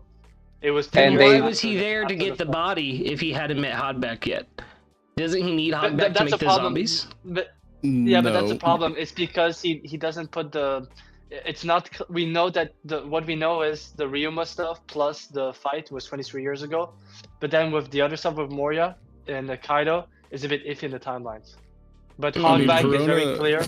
12 years ago. Perona would They have never been met like before that. 4 years old or something at the time, so we know she wasn't involved. And specifically, if we have a timeline of when Victoria Shindri was active before her passing, Hogback was not involved with the Gecko Pirates.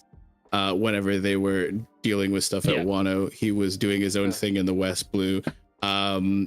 The Gecko Pirates were something completely separate from what is now the Thriller Bark Pirates. The only common denominator we can assume is obviously Moria. But maybe Absalom? I don't think there were.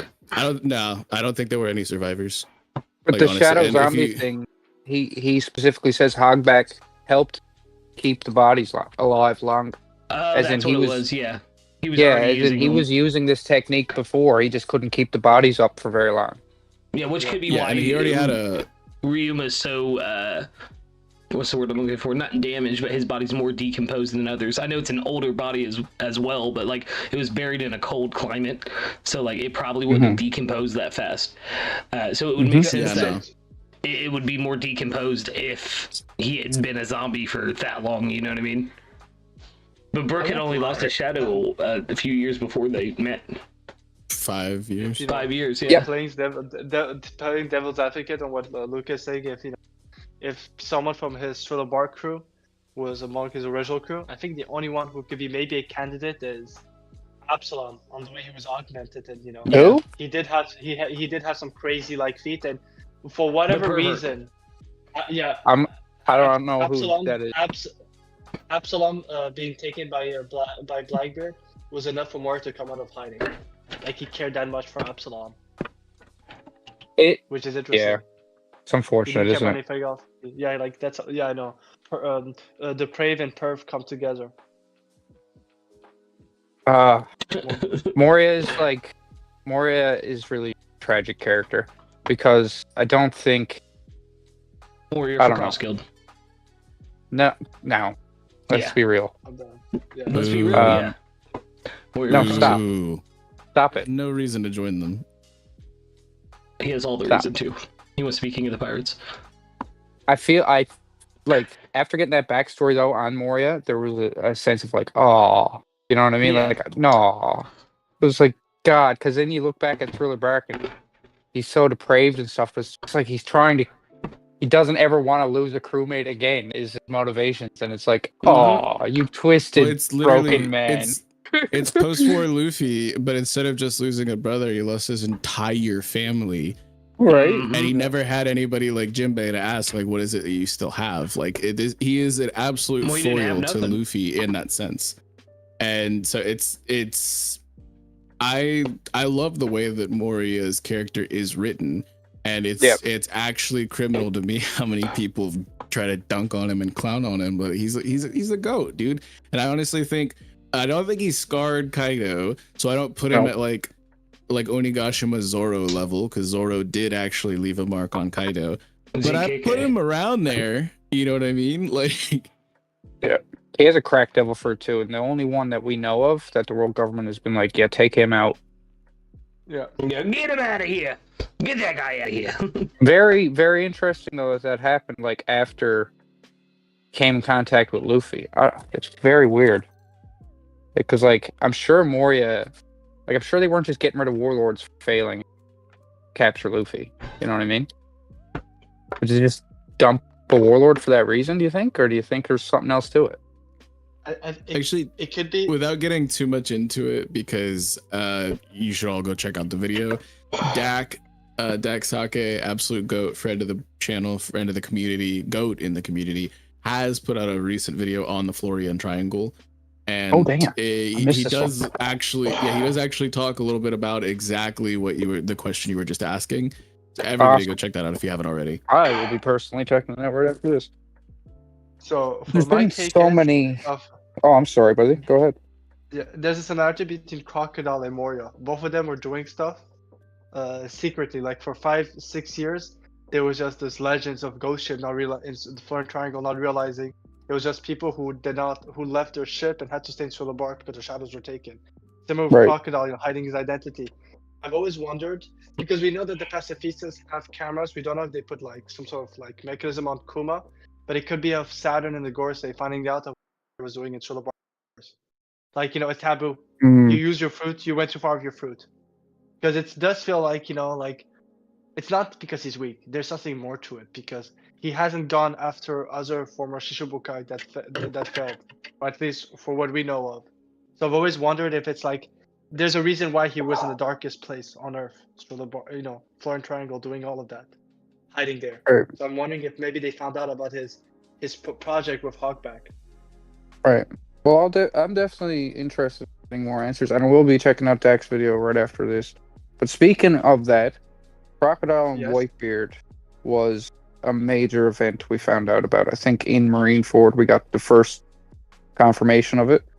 But that seems to be another kind of a blow like Moria took, where Crocodile faced an utter defeat, realized he wasn't going to be king of the pirates, he wasn't going to be top dog in the sea, and changed his tactics. And I wonder if we'll find out more about that, and if that was actually a tragedy in itself.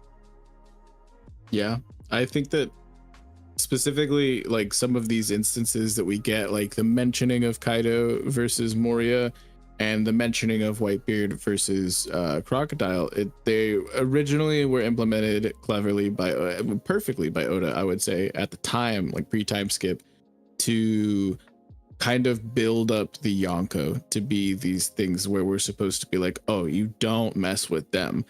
And so that made the moment where Luffy mouthed off to Whitebeard, like that, it hit that much harder because Luffy don't give a damn.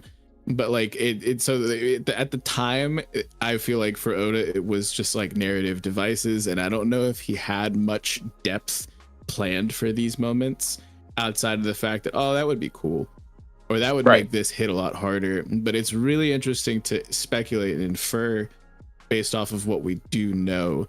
And we hadn't got a lot from Doflamingo at that point in time, but clearly Oda had big plans. In fact, we do know that what Oda had planned for Doflamingo was much bigger than what we actually got.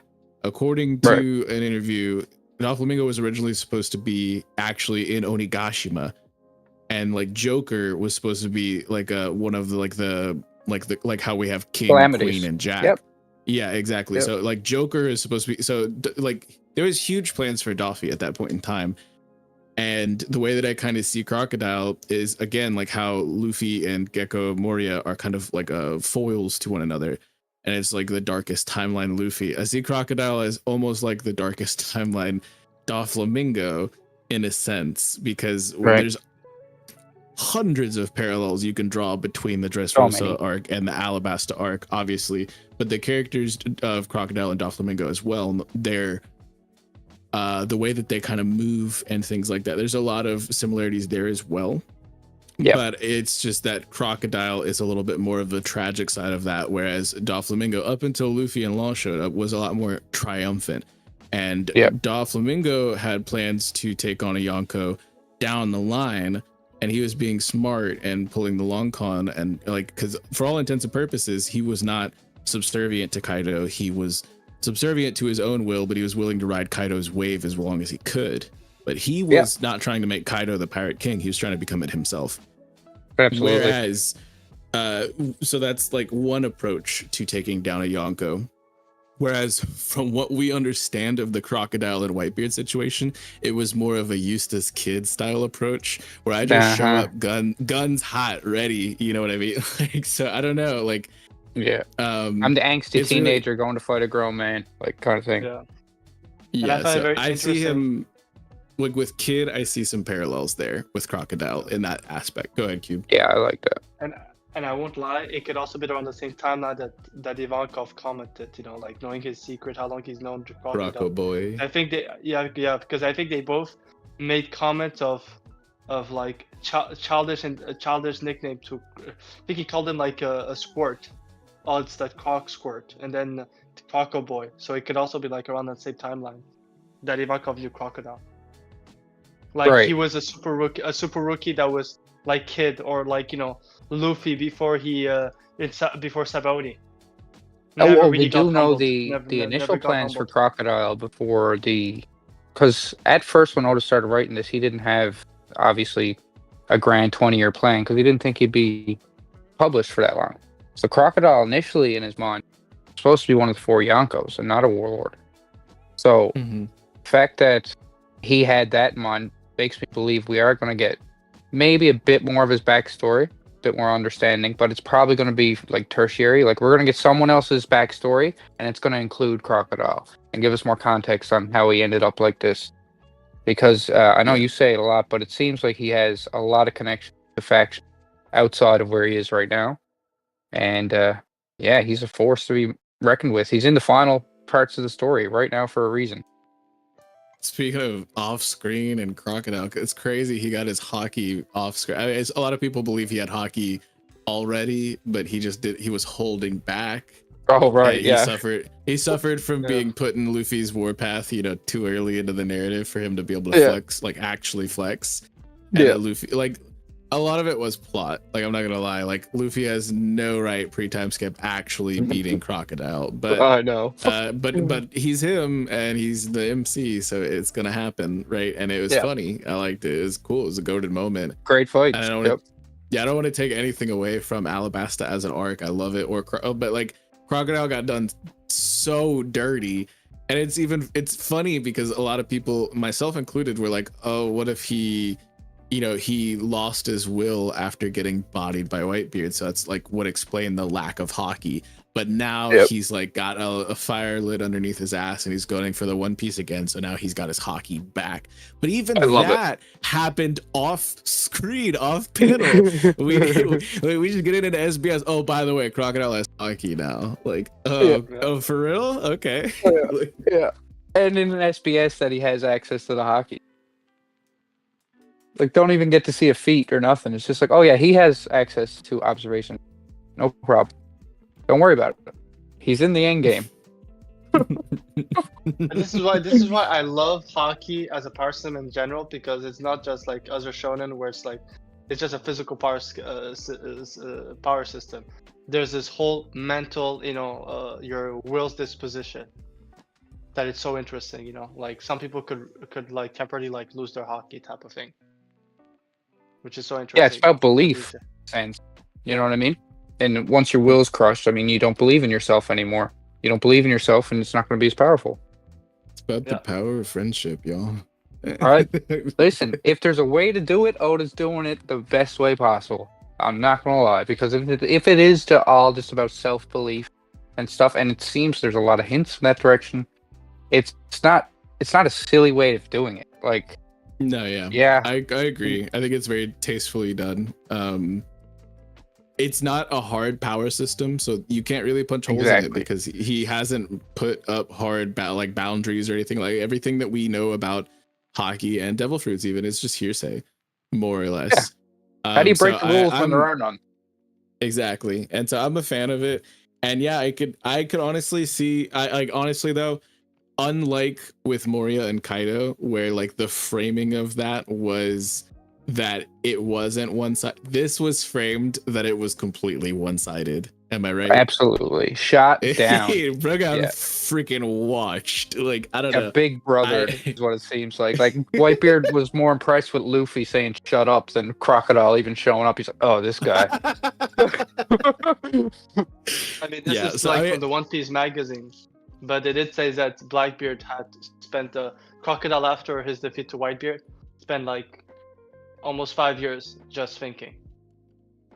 Yeah, like, dude, that's like a crazy level of humbling. That's like, I think even worse than Kid and Shanks. You know, if you have to spend 5 years just pondering. Yeah, that is crazy. But I like, maybe that's my bias because I'm a huge Moria fan and I'm not that big of a fan of Crocodile. But I don't see it really being framed narratively as like even close to an even fight. No, the way that it was delivered to us is he got absolutely whooped. Yeah. At least that's what I'm saying. I'm just making sure that's not my agenda. That's what we got, right? I felt the exact same way, especially the way he spoke to Luffy, like, oh, you're rushing into things, like you can't do it. It's like, no, you couldn't do it, my friend. Yeah. You couldn't do it. Like, yeah, it for me it's very close to the Kid thing. From everything we've seen in that magazine article talking about it, SBS talking about it, is that basically he was just too cocky. You know, his ego was way too cocky. Yeah, like a kid. But I like this also can explain why he underestimated. Maybe. Yeah, this can explain why he underestimated Luffy. Think about it. Oh, Since absolutely. He was convinced he was gonna fail. You know what I mean? Yeah, no youngster is gonna be able to do this because he was probably around Luffy's age when he tried, and he was like, "Yeah, dude, it's not possible. I already tried." And then when Luffy, you know, shows him he's not all that, it's like, damn, I need to get back to the drawing board. Wasted so much time. Yeah, he's not all knack. Because oh my god. Not only that though, but he literally defeated Luffy twice. Like, defeated him. Got him right through the body, and then like buried him in sand, and then like, oh. And then Luffy keeps coming back. That just broke his whole worldview is shattered when Luffy got up again the third time. It's like, what are you doing, kid? Like, one way to think of it as well is that when we look at it from a strictly power scaling point of view, I mean, like, take the Yonko tier and like Warlord tier, like take all that out of the, like, just thinking about it from what we as an audience knew about, in the pre-time skip era is we have a Logia fruit going up against a Paramecia fruit. Bro probably went in so cocky, thinking, "Oh, what's Whitebeard gonna do? He can't even touch me." And then, like, so what if he didn't have Haki and didn't even know about it, and that was his major downfall? Well, this is your reality check, kid. Yeah, like, so like, because he like that. For all intents and purposes, we were led to believe for like whenever we first met Smoker, whenever we saw Ace flexing, whenever we see Crocodile's, you know, power set back in the Alabasta like era of things, Logias were the peak. Like there was nothing above it, right? It was literally intangible. You could not even imagine touching that seal. And then Luffy had to use his own like blood, sweat, and tears and a full goated transformation on par with Super Saiyan. We got Water Luffy coming in here to take care of business, right? And it's like, so maybe that was like kind of how it went down, as Crocodile didn't take the fight seriously. Maybe he could have actually done something against Whitebeard, maybe not won, but at least put up some sort of a fight. But he got whooped thinking that he was hot shit because, oh, I got a Logia. And like, how do you fight a Logia? I absolutely love it because perfect reasoning for like someone who doesn't understand the world to think he could take out a Yonko. You know what I mean? Yeah. Oh, I've eaten one of the most powerful devil fruits on the planet. Like one of the 6 devil fruits that grants power. In fact, like, but I mean, I don't know. Oh yeah. Go ahead. No, and also like for what do we know about that I know that it was the SBS talking about that fight. Crocodile was very similar to Luffy before the fight, where he was like a super rookie in his 20s. I bet if he ate a Logia, absolutely. My name's Crocodile, and I'm gonna become king of the pirates. Caribou reached the rank of super rookie. You know what I mean? All he had was a Logia. Caribou for Nakama. I'm keeping that alive. Trust me. But while we're talking about like fights and specifically fighting Logias, there are 2 major matchups. First of all, I want to bring up Ace versus Jimbe. This was something that completely got off screened, and we don't have a lot of information about it, other than the fact that this battle went on for, correct me if I'm wrong, 10 whole days. I do believe you are correct.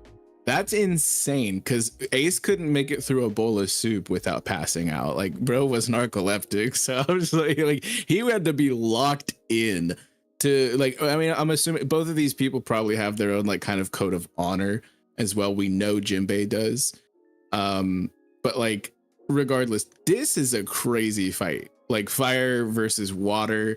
We have a Fishman karate like master for all intents and purposes. Dude literally folded like a tsunami, in Roof Piece. And then we have like the Fire Fist himself, 2nd Division commander, a man who was, in consideration for a Shichibukai seat. So somebody who is, again, I'm not a power scaler. I'm not trying to say things like in power scaling terms, but somebody who was like up there with like Moria and Crocodile and even like Marco and Odin and stuff like that in like terms of like where he ranked in the world view.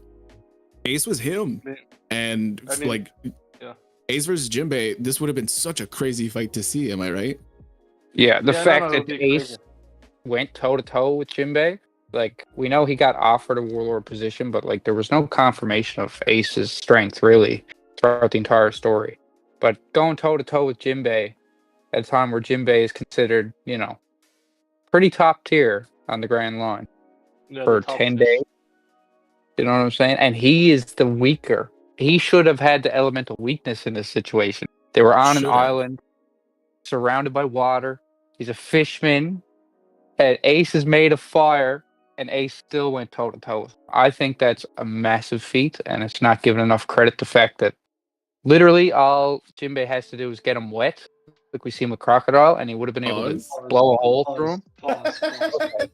Okay. He would have been able to. All right, so he would have got him wet, Pause. And then he would have blew his back out. Pause. What a line to come back on. All I heard was Ace was getting Crocodile wet, and I was like, no, that's your brother's mom. Stop. See myself out after that one. But I'm gonna say that people always because of obviously Ace was written to be the brother that would fail. Like he's a cautionary tale for Luffy. Like the example not to follow. It's a lesson learned. But people forget not just with the Ace novel. We know that Ace wasn't well fed in Impel Down. He was weakened, and he just recently got his will, and he was just still clashing with Aokiji, who was locked in. Maybe Aokiji was not 100%, but still just to be not being pushed back from Aokiji, and even with that stunt with Akainu. Ace had crazy potential. Yeah, Jimbe is no joke, but Ace also had a crazy potential. Yeah, we have a few other tangible feats to go off of with Ace. It was honestly a bad showing, I feel like, for both Ace and Smoker, in that their powers just kind of canceled each other out when we first saw them clash in Alabasta. Right. But we see that Ace was also people meme and they're like, oh, he took 100 L's of sleeping Whitebeard. That's a crazy feat in and of itself, though. The fact that you still walked away from all of that. Yeah, look at what Crocodile did after one loss. Exactly. One L changed that man's whole life. But then there's also Ace was clashing more or less evenly with Yamato. And I know Yamato was still shackled at that point. So no real devil fruit buff. But it's I'd cuff him up. Ace was neither one of them were going all out at that point. They were kind of sussing out what your opponent is capable of. They weren't you don't just throw your whole hand on the table when you're playing a game. You feel it out and stuff like that. And so there's a lot more nuance to trying to assess just how powerful Ace was. But regardless of any of that, again, don't come at me, power scalers, but I guess leave a comment if you have a differing opinion. But due to a second division commander, the only person outranking him, the only person outranking him is the previous second division commander. I would say he's on equal footing with, and that's Odin, and then Marco. That's the only people other than Pops himself that are above him on a Yonko crew. That's crazy. And we were just saying, Lucas, about the Jimbe and Ace fight, how disadvantaged Ace should have been fighting Jimbe. And the fact he went toe to toe is crazy. It's just like Jimbe versus Sanji. Obviously, Jimbe washes Sanji, but Ace had the will of not only the Pirate King, but Porcus D. Rouge as well. The woman who held a baby in her womb for 11 months. It was crazy. Crazy. It was crazy. But then we had one of the most destructive duels that we've bared witness to the aftermath of off screen was Kuzan versus Akainu. Or I should Logias. Yeah, fire versus ice. Ooh, if we're talking about fighting Logias, this is the matchup right here. And we're talking about element disadvantages. Again, this is the matchup here. And I need a full-length movie of this. I need to see this. This was a week-long fight. Was it a week or was it 2 weeks? It's so hard to remember because I know 9 days. Kaido, I think it was 9 days. Kaido fought Big Mom for 3 days. Ace fought Jimbe for 10 days. And then Kuzan fought Sakazuki for some period of time. It's so hard to remember all this shit. But I think it was 10 days. Well, yeah, 9 or 10 days. That's also the same but time. This and the Payback War are probably the two fights I would have loved to have seen animated the most. Oh yeah, that's what upsets me about the way they told us. Oh, sorry. No, you're good. Go ahead. No, I was just gonna say that's what upsets me about the anime is they have a lot of extended material that Oda has not got the chance to touch on in the manga and might not be able to. That they could have made filler episodes from. If they wanted filler after Marineford and during the time skip, the Payback War would have been the perfect thing to show. You know what I mean? I wish they would have taken advantage of that. Sorry, Dak, go ahead. Well, Well, I mean, before we get too far off into what, just to address what you said very quickly, and then Nak, I'll let you go. I'm gonna let you finish, but with the Payback War specifically, there's a reason he isn't showing us what Blackbeard is capable of. There's a reason that's the off-screen king right there. There's a reason they could not show us that. I feel like I for some things, yes, absolutely. Show me that in a filler bit or like in a anime canon bit or something like that. But like, I can completely understand why some of this didn't get animated when it was first mentioned. And I am just hoping that whenever One Piece ends in 58 more years or something like that, we get like some like time skip, like chronicles of like what like some of these major events. But like, it makes sense. They hit harder when we don't get the full like nitty gritty down and dirty of it all. We just have to speculate, and it makes like, the world so much more alive. Yeah, the implications of it and stuff like that. It's like the people who are taking notice of these events, like Robin getting like her jaw drops when she hears about some of this stuff, and she takes it seriously because she's somebody who's tapped in and she understands the way that the world works. Luffy doesn't give a shit. Yeah. So I can understand why we didn't get it when we like back then, but I'd love to get it now. Pause. Totally agree. But I was just gonna like, just to bring us all back to like right after the times, whether you were caught up or not at the time, as you were reading, you got this, story through the grapevine of two of the Marines clashed and how Kiji lost to Akainu, and Akainu became fleet admiral. We show up at Punk Hazard. Punk Hazard's absolute state, like it's totally crazy. We can't make any sense up or down of what this island is. It's like, are they on the same island? Are they on two different islands? And then the reveal is, oh, this is just where they had their fight 2 years ago. Like, completely remapped the landscape of the island. It was just this perfect little, like, I've said it many times about these offs, but you just get the breadcrumbs. Like, you get these little tidbits. Okay, we know of the duel. All right, yeah, it lasted 10 days. Probably was a crazy fight. And then you see this massive island that's completely changed forever. You're like, oh, okay. Mm-hmm. Yeah, they went at it. Yeah. Do you guys think that that's an awakening? Like a Logia awakening? Like everyone theorizes? I honestly, too. I kind of need that to be a thing sooner rather than later. I'd love for Smoker to come back into the fold. I was assuming we were going to get something from Kizaru on Egghead, but we didn't. And I'm not so upset about it. Like, Egghead was great. And outside of like one little thing that I didn't like with like the whole York reveal, I think it was pretty much a faultless arc. And I think we got enough from it. I would have loved to see a Logia awakening then, but I really hope Elbaf's the place for it, Mm-hmm. Yeah. If it is Logia. like a Logia awakening, it would make a lot of sense. Like 10 days going at it evenly. If you don't push yourself to your limits at that and really, are one with your fruit after that, you probably never will be. So. Dude, we've seen what Paramecia Awakening could do. Imagine the Logia Awakening. It could explain some of those weird shaped islands. Fair. What's Raijin Island? Like Raijin Island could explain with an L's fruit, or some with an L's somewhere fruit as an L, We're in his lobby. Constant lightning. Like, yeah. That's not natural. Speaking of fruit-based battles, I believe the last verses we have is Teach versus Thatch. Yeah, dude, is it really a battle? It's more like a... Yeah, see, I always perceived it as like, yeah, he legitimately just walked up behind him and was like, sorry, yeah, Thatch.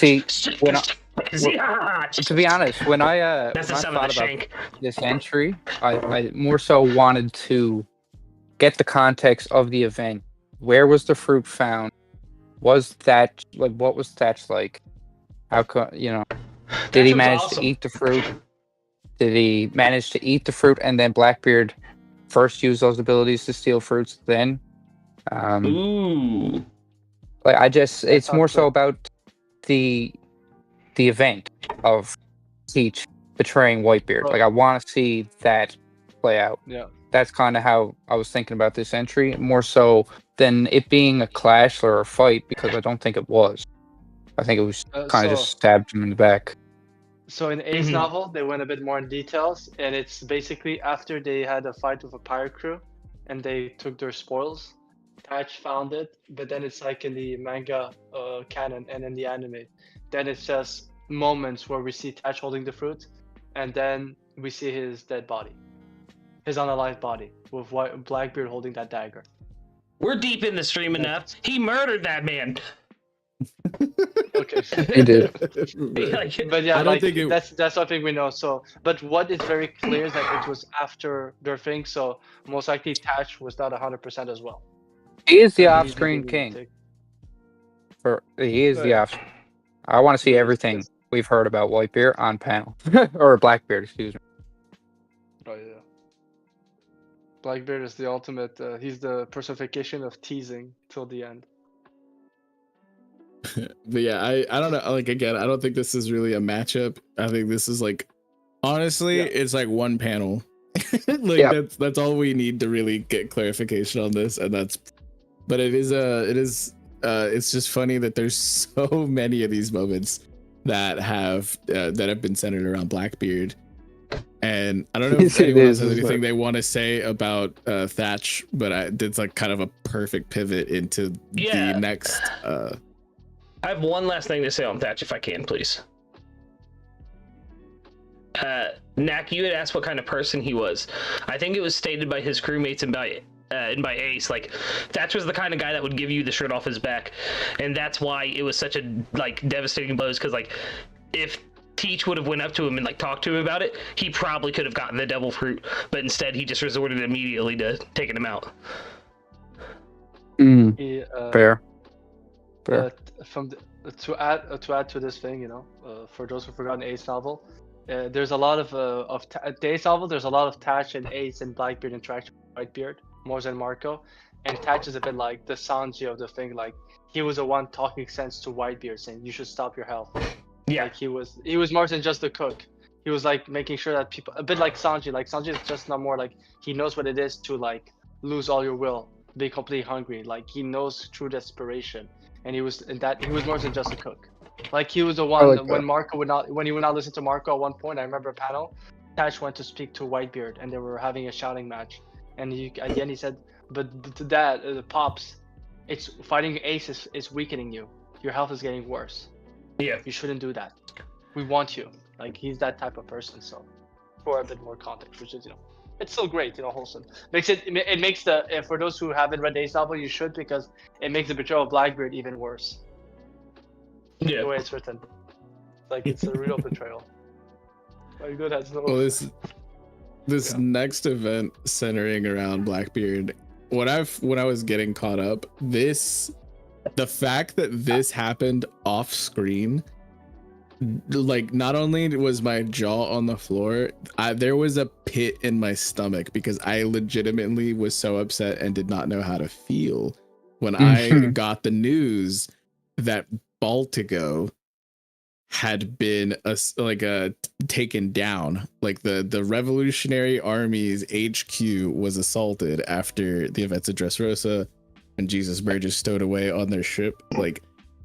The fact that that's all we got was a passing mention of this, and then hundreds of chapters went before we found out that they had repositioned on Momoiro Kingdom with the Kamabaka, and things like.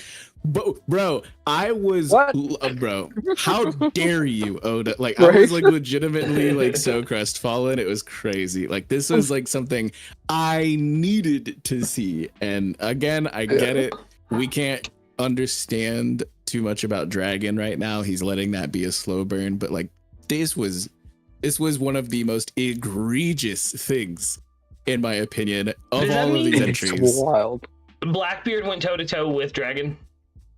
Possibly. Possibly. I don't know. We know it wasn't his full crew that attacked too, which is the crazy thing. We've seen the revolutionaries fight admirals and stuff. We've seen the revolutionaries come to Dressrosa. We see them go up to Marijoa. and then We a have so couple of little- Blackbeard's captains could take out their base. I Yeah. need it. Lindbergh I was need there it. and was The like, fact I don't know what to do. Other than the fact that there were no major casualties, like it seems that everyone got out pretty much scot-free, but there was a relocation necessary because their HQ was discovered. But like none of the revs that we know the names of, maybe Fodder, passed away Right. tragically, but like none of the Blackbeard pirates or the revs that we know the names of are unaccounted for since. So like we don't know, like I'm assuming, and maybe it's cope, but I'm assuming that it was a tactical retreat. That could be the case as well. Dragon was probably like, I'm not even gonna entertain this fight. We're getting out of here. Yeah. But maybe it But there was more disrespectful than that. I don't know. Well, we know why both Blackbeard pirates fled and why the Revolution Army fled. Apparently, Cipher Pol, we're going to send Cipher Pol. I would think that there's a bit more, and both sides like abandoned the battle. That they relocated elsewhere, and Blackbeard pirate ran away. And Oh, Cipher fair. Pol pulled up. Like it got interrupted. Yeah. Yeah. Which I I'm need even it. wondering Still if need it to was see more that. than Cipher Pol. The fact that both Blackbeard pirates and the Revolution Army fled, like they could be like, I'm not saying God's night, but like there was more than just the threat of the Cipher Pol. What's crazy too is we know that like Burgess got one tapped by Sabo and the Dragon Claw like seconds after he ate the Mera, but this is the Sabo who is like not only does he now have his memories back, but he has a very powerful Devil's Fruit in his possession, and he was like literally he had to be right there on the front lines of whatever the heck happened on Baltigo. And we already know that Burgess was not coming close. So someone else had to pull some serious weight to deal with that. And like, that's just one guy. That's not even accounting for anybody else who was there. And I don't assume that it was like the full revolutionary forces, because they have things going on across all of the different parts of the One Piece world, the Blue Planet. Like they were in all four of the blues and across the Grand Line. So I'm not thinking that like Morley and Lindbergh and Right. like all of these, like maybe like two commanders were their tops, but Well, regardless, there's like that's a great hundreds place if not to pop out. thousands of other like individuals that are like participating in the Revolutionary Army's efforts, right? And we know 8 nations have been revolutionized. So there was pieces on the board for Dragon when this attack happened. Yeah. Well, Like, 7 he because had- Lucia's gone. That doesn't count anymore. That's a tick off the It's scoreboard. still revolt. But like I'm sorry, we all know, what? we all know what happened. I think it's going to be a reverse to what happened in the Reverie, and it's definitely the Blackbeard pirates. There's a big case that not all revs are like great fighters. They're just like strategy. You know what I mean? Like Goy King did course. recruited some of them, and some of them were not fighters. Yeah, I'm of sure course. like the Blackbeard pirates pulled some weird stunt like in Hashimoto, where they were occupying people like Sabo or Koala or Dragon because they were like dropping stuff on people. So they had to fight the Blackbeard pirates plus protecting their own people. I am convinced Blackbeard pulled some sort of like you know what I mean, Blackbeard stuff.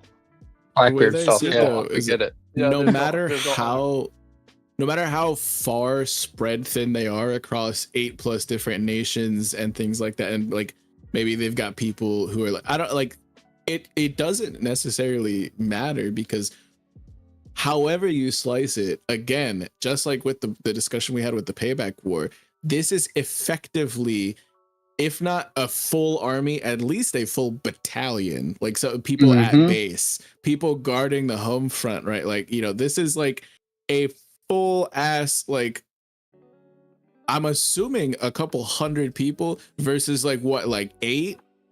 If that. Because it wasn't even his full crew, so we can't even Exactly. like be generous and say 10 or 11. This would have I don't know. This is crazy. This is actually insane. It's one of those moments that it was just said in passing. Like, you only got a couple panels of Burgess even calling into Blackbeard to say he found the island, and then it wasn't brought up again. And some people even forget this ever happened. But this is the only pirate crew that actively is willing to go up against the Revs. It's like Blackbeard knows more about Dragon than we do. And it's a common theme throughout the story. Blackbeard knows about every piece on the board. Well, that's actually crazy. I wanted to actually speak about Dragon and about Cube. Go ahead first, because I'm going to bring up something else entirely.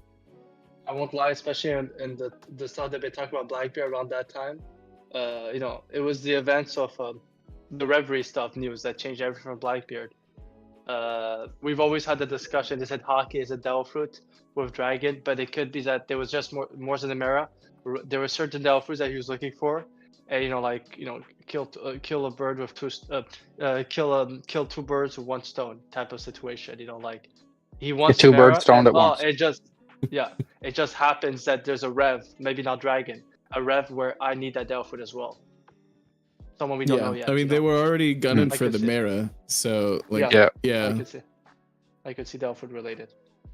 Plus, that's a devil fruit that Teach has already taken on. He literally battled with one Flame Emperor and came out triumphant already. You know what I mean? Mm-hmm. Yeah, exactly.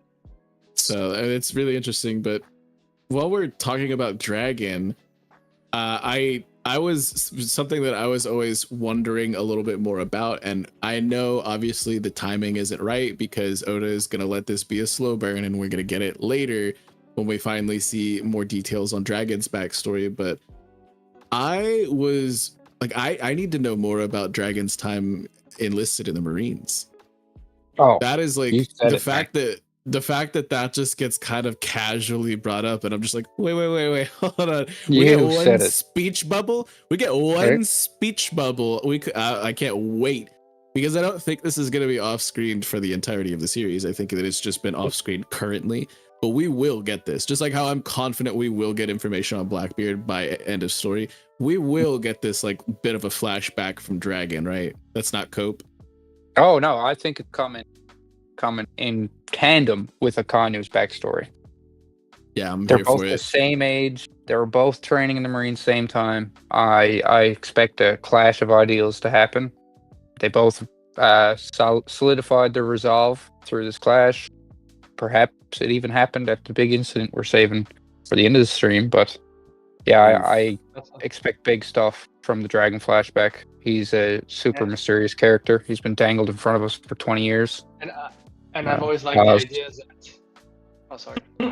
No, I just go ahead. I was gonna say, and I always like the idea because there's always a trio thing. Two of them the same age and one a bit younger or a bit older. I always like the idea that since Akainu and Dragon are Dragon and Akainu are the same age, there's only one Marine who's just 1 year under than them, Fujitora.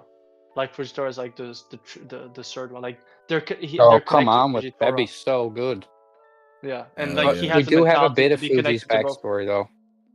Fuji was also, a missionary in the war. Off-screen. Also off-screen. Yeah. That'd be super interesting. I love where your head's at with that because the connections. I know a lot of people thought Fujitora was going from Wano until we got that story. But that's I love that. And quite interesting. I've always said that is the way there's a point where Fujitora might know of Dragon because of how. Well, first of all, the way he talks about Akainu is like they go way back, and then the way he spoke to Sabo, he was way too casual with the revs. Yeah, yes, we spoke about this a lot. Yeah. He was way too casual. There was a friendliness to him, and the way he spoke, like, "Oh, you've been training," as if they've either clashed multiple times before or they've worked together in some capacity. Yeah, like it's interesting. So I really like this idea. So yeah, like I won't lie to you. That storyline is one storyline I think everyone would love. A flashback where you see Akainu, Fujitora, and Dragon. Dude, that would be crazy.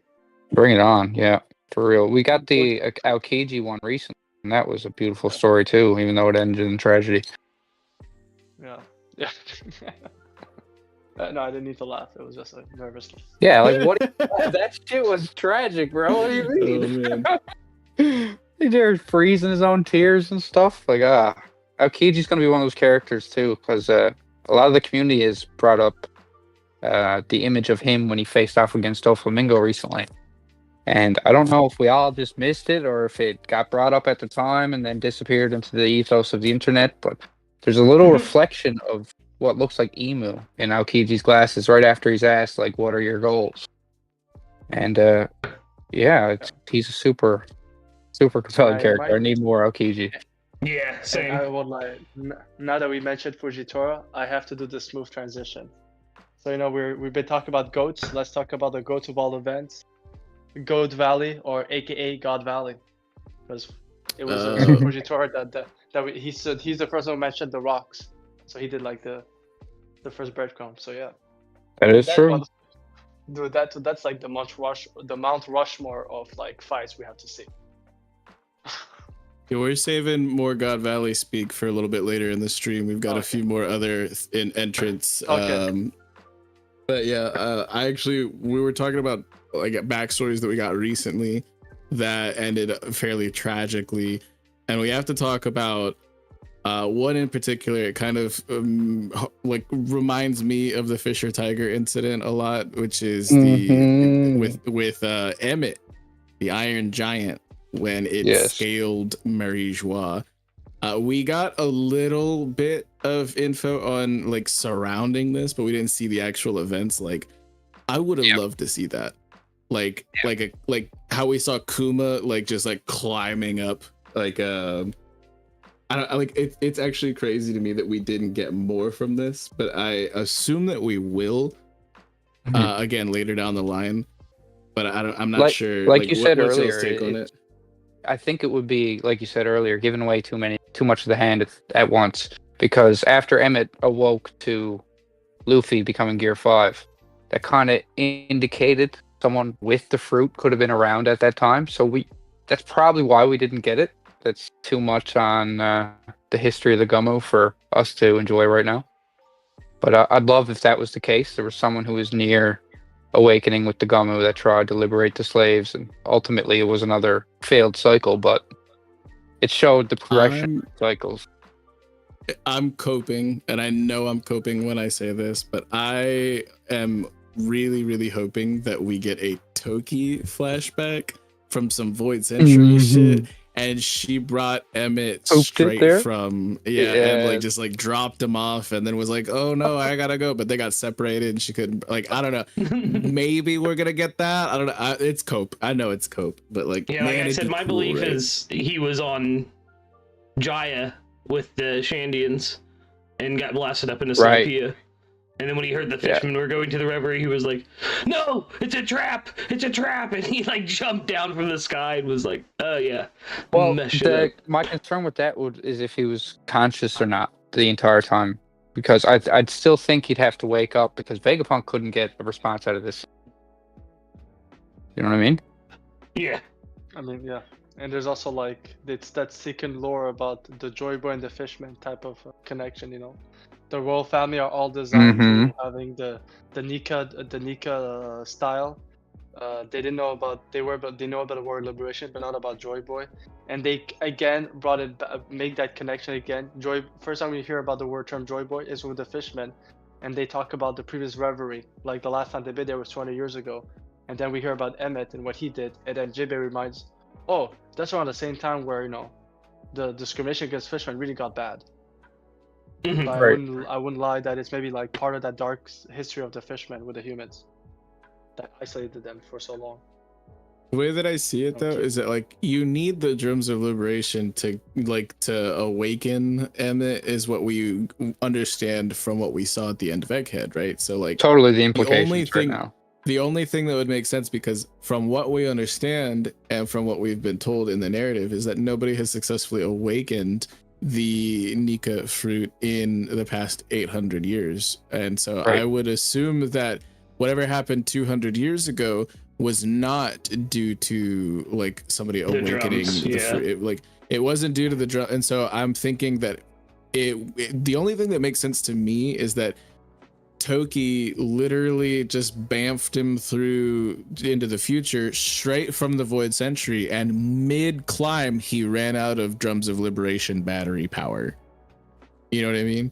Yeah. Because he was separated from the heartbeat. So like I that's the only thing that kind of makes sense to me, but maybe that's just like an agenda I'm not willing to let go of. But like I don't understand how else he would have woken up. 200 years ago, unless he was just instantaneously displaced. You know what I mean? Yeah. And also, it's not clear.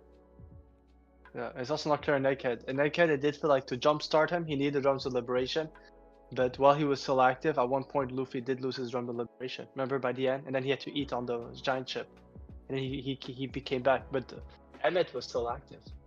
No, Emmett shut down. So, Well, so Emmett that's what shut I'm saying. down Is like, when Luffy got knocked out of Gear 5. Pause.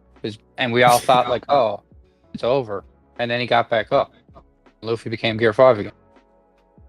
Remember, everybody was all upset about how, like, that was disappointing because of Emmett, remember? And then he got right back up. But either way, my theory accounts for both of those, because like I'm saying is, if you like, even if you like unplug like a large piece of machinery from like a power source, there's like typically like capacitors, and they'll hold on to an amount of energy for a little bit longer. So it's like I'm saying is like he wouldn't have been immobilized the second he got, like in my head canon, he wouldn't have been immobilized the second he got separated from Joy Boy's heartbeat and got transported into the future by Toki. He would have had a little bit of juice to keep climbing, and then he would have ran out shortly later. So either way, like, you know, what the way I envisioned it in my head kind of accounts for both of what y'all are saying. You know what I mean? Yeah, it's totally see what you're saying. But no, I'm not saying to credit what you're saying. I'm saying like we might not understand the full extent of his power, but he did. Like, the implication from the story I got was it totally needed a Gear 5 heartbeat to be running. It's just, I know the beginning it did happen that, but I do remember at one point, like, he for a very brief moment by the end, and then they had to take it to the giant ship, and if I'm not mistaken, the Iron Giant was still moving. It was the end part. It was like the briefest moment where he was in Gear 5. But I might also be misremembering it, and maybe he was inactive a little bit. I don't. Yeah. Regardless, it'd be a cool off-screen moment for us to get more context on. I think we will. Like, I honestly think we will. And again, I'm hoping that we get, like, if Toki never comes back into the story, because this little lady can open up so much of the narrative for us. And like, why even introduce her if we're not going to use that plot device? I don't understand how some fans are so adamantly against her. Like, I don't want her to return actively, like in the present. I need her in the past. Like, I need to know what went down for her to have gotten to where she met Odin.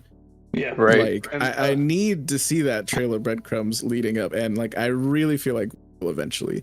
But maybe that's just me. I'm hoping, gonna, I always. Oh, go ahead, Cube. Yeah, I was gonna say, and I was just gonna say, Vex, and you might really like it because I've always said that there was something that was said in Big of Thriller Bark, and when they first talked about the Flying Dutchman, you know, the deck in the first original ship, it was said that it was a ship. The reason why it was considered to be like the ghost ship is that one person had even claimed that the ship was like on the sea that suddenly disappeared, and now I'm even wondering, is it because Toki used her fruit to move the ship in time? Like, maybe that could have been the first instance of Toki's abilities being mentioned in the story. Like, they literally talk about the ship disappearing from people's eyes. Like, it started the ghost ship lore. It's just like such a Chekhov's gun, like where like she could literally have had a hand in anything, literally anything. But it's like we'll never know. And everything. It's like Schrodinger's Toki, like, and Chekhov's gun at the same time. What I was gonna say is, you know, I've pushed the theory for a long time, like a long time now, that Toki was probably the one that spread the poneglyphs using her fruit so that Emu couldn't get them because they'd be spread through time and Emu wouldn't know what time they're going to land. You know what I mean? So I love the thought of, like, while she's doing that, Emmett is helping her, like he's the one carrying the poneglyphs, and then when they're done placing, she's like, okay, I can't carry you any longer, you gotta go. Tosses him on the red line. Well, she can only go one way, so like, I guess I don't know. Yeah, there's also a big case for Zunisha being another helper, just happening to have a rogue poneglyph on it, and whatever crime he committed 800 years ago, you know, it's still active on him. So Give me People like Emmett, that, give me Oars, give me Zunisha, give me all of that in a Toki flashback. Like I need it, but I don't know. It's just one of the backstories that I think I would love the most clarification on. It was a character that was only pivotal, introduced what I felt like was really late in the game.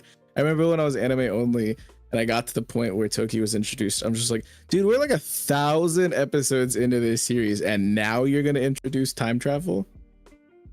Like, and it's like, I don't know, but of all of the, like, she's a main character in the flashback that she's a part of, but that's like not even the full focus of not even a third of the main arc of Wano, right? So like, but there's another backstory that is of a main character, one of the very first people we ever see in present day One Piece. Well, like, you know, pre-time skip present day, but outside of the like Romance Dawn flashback, Nami, her backstory is something that is still shrouded in such ridiculous amounts of mystery. In like the recovery of her and Nojiko at Ocott Kingdom and what happened at Ocott Kingdom. Yeah. And the fact that Nak is one who brought that point is whatever happened, it came to a point that not only that Bel-mère went back to her homeland to retire, and we believe it's more undercover because Nak caught that is Bel-mère and the kids were never listed as living on the island. They weren't on the registry. Like whatever went there, they didn't want people to know that they were there. I always thought it was wild. Well, now that we know about the hunting games and stuff, doesn't it line up with the Ocott fall? Yeah. Yeah. And yes, also, the way that it's framed though is that there were Marines there. Bel-mère was specifically a Marine captain by the age of 20, mind you, which is she's kind of hurt, not gonna lie, but she was a Marine captain who was there specifically to fight off pirates. And so like I feel like if this was like a celestial dragon thing, then they wouldn't want Marines there to fight off, like, unless this was like kind of like bits of what we saw from God Valley like re-happening. I don't it doesn't make sense to me that that's what it was, because it specifically stated that this country was destroyed by pirates in that flashback. Yeah. I could see it being impossible because of who else was at the same area around the same time, Shanks. Because of the Yasop. That was like what, maybe under a year after that. Because like Usopp and Luffy are born 19 years ago and Nami 20 years ago, and she was a baby at the Ocott Kingdom. So like the fact that it could be like around the same time that Shanks is there, that's stuff like, and it just happens to be the same year as there would be a hunting game. I'm not saying it is a hunting game, but there's like hunting game like feeling to it, you know? Like maybe they were prepping for something. It'd be interesting if it was them pinning it on pirates, like pinning it on Shanks, because like with the whole Elegia Kingdom stuff from Film Red, and like because that's Film Red's not canon, but parts of like Elegia is a canon island and Uta is a canon character. Figureland was first mentioned in Red. Yeah, so like there is bits of canon, but like the actual events like of the movie don't happen in the timeline, but there is canon things that are interspersed throughout and whatnot. So I mean, like, I think that could make sense is if they did pin that on the red hair, just like how he, you know, let people believe that he was the one who destroyed Elegia Kingdom. Yeah. But I don't know, like the way that I kind of imagine it in my mind is, and I don't think it was like like Arlong specifically, but like we don't hear of many other notorious pirates from the East Blue, and I believe it is confirmed Ocott is in the East Blue, right? Yes. So like other individuals who were notable, because like Blue Jam was like super notable back in the day, but he got taken out by a 10-year-old, so that's, I don't know if he's taken out a whole nation. And then other than him, Arlong and Luffy were like the two biggest bounties we knew to come out of the East Blue. outside of Roger himself. And, you know, Shanks was there for a bit, but he wasn't like born and raised, you know, he was just a tourist in the East. So I'm wondering what pirates it could have been if it wasn't Shanks, which is it's a valid option. It absolutely is 100% valid. But like, I don't think we're gonna get like a new proper noun like, oh, these pirates were the notorious pirate. Like, so I'm wondering if maybe this was something that was maybe blamed on the freedom fighters, because we do know that Dragon was somebody who was active at that point in time as well. And something had pulled him away from his family. Not me and Luffy are similar ages, right? So like this would be something that I think would be maybe an inciting action as to how he had to abandon his family and Luffy and the East Blue entirely, and would have eventually been branded as the world's most heinous criminal. A series of events, but this being one of them, you know? It would also explain why he's the only Monkey D who seems to, every time something happens, he tells to his crew, the Revs, let's not jump to conclusion, let us verify the source. Even Goa Kingdom, he waits until the event is about to happen. Goes to Dressrosa 10 years after it went down, and the Revs even like only interacted when it was a civil war. Then Alabasta, like they knew everything about Alabasta, like they were about to pull up after Crocodile did his thing. You know, like it kind of feels like he was burned by the media in the past, so he's not being careful. And yeah, I know Nak is dying to bring this up as well, but he's away from his mic at this point in time. But I'll speak for him. Is that like Oikot being Tokyo backwards, and Tokyo being the capital, the newer capital of Japan. It used to be Kyoto. Kyoto and Tokyo literally spelled with the same letters. They just phonetically switched it around a little bit. But like, there's guardian forces like a dragon that have like spirits and whatnot that are believed to like Kyoto has like the like different like guardian deities. I don't know if they're deities, but you know, figures that guard each of the directions surrounding it, dragon being one of them, specifically an azure dragon, the Seiryu, like Kaido's devil fruit. But it would be interesting if dragon specifically had a hand in revolutionizing Oikot Kingdom, and the world government didn't really take kindly to that, so they're like, well, we're just gonna do an impromptu hunting games here and blame it on them and call them pirates. You know what?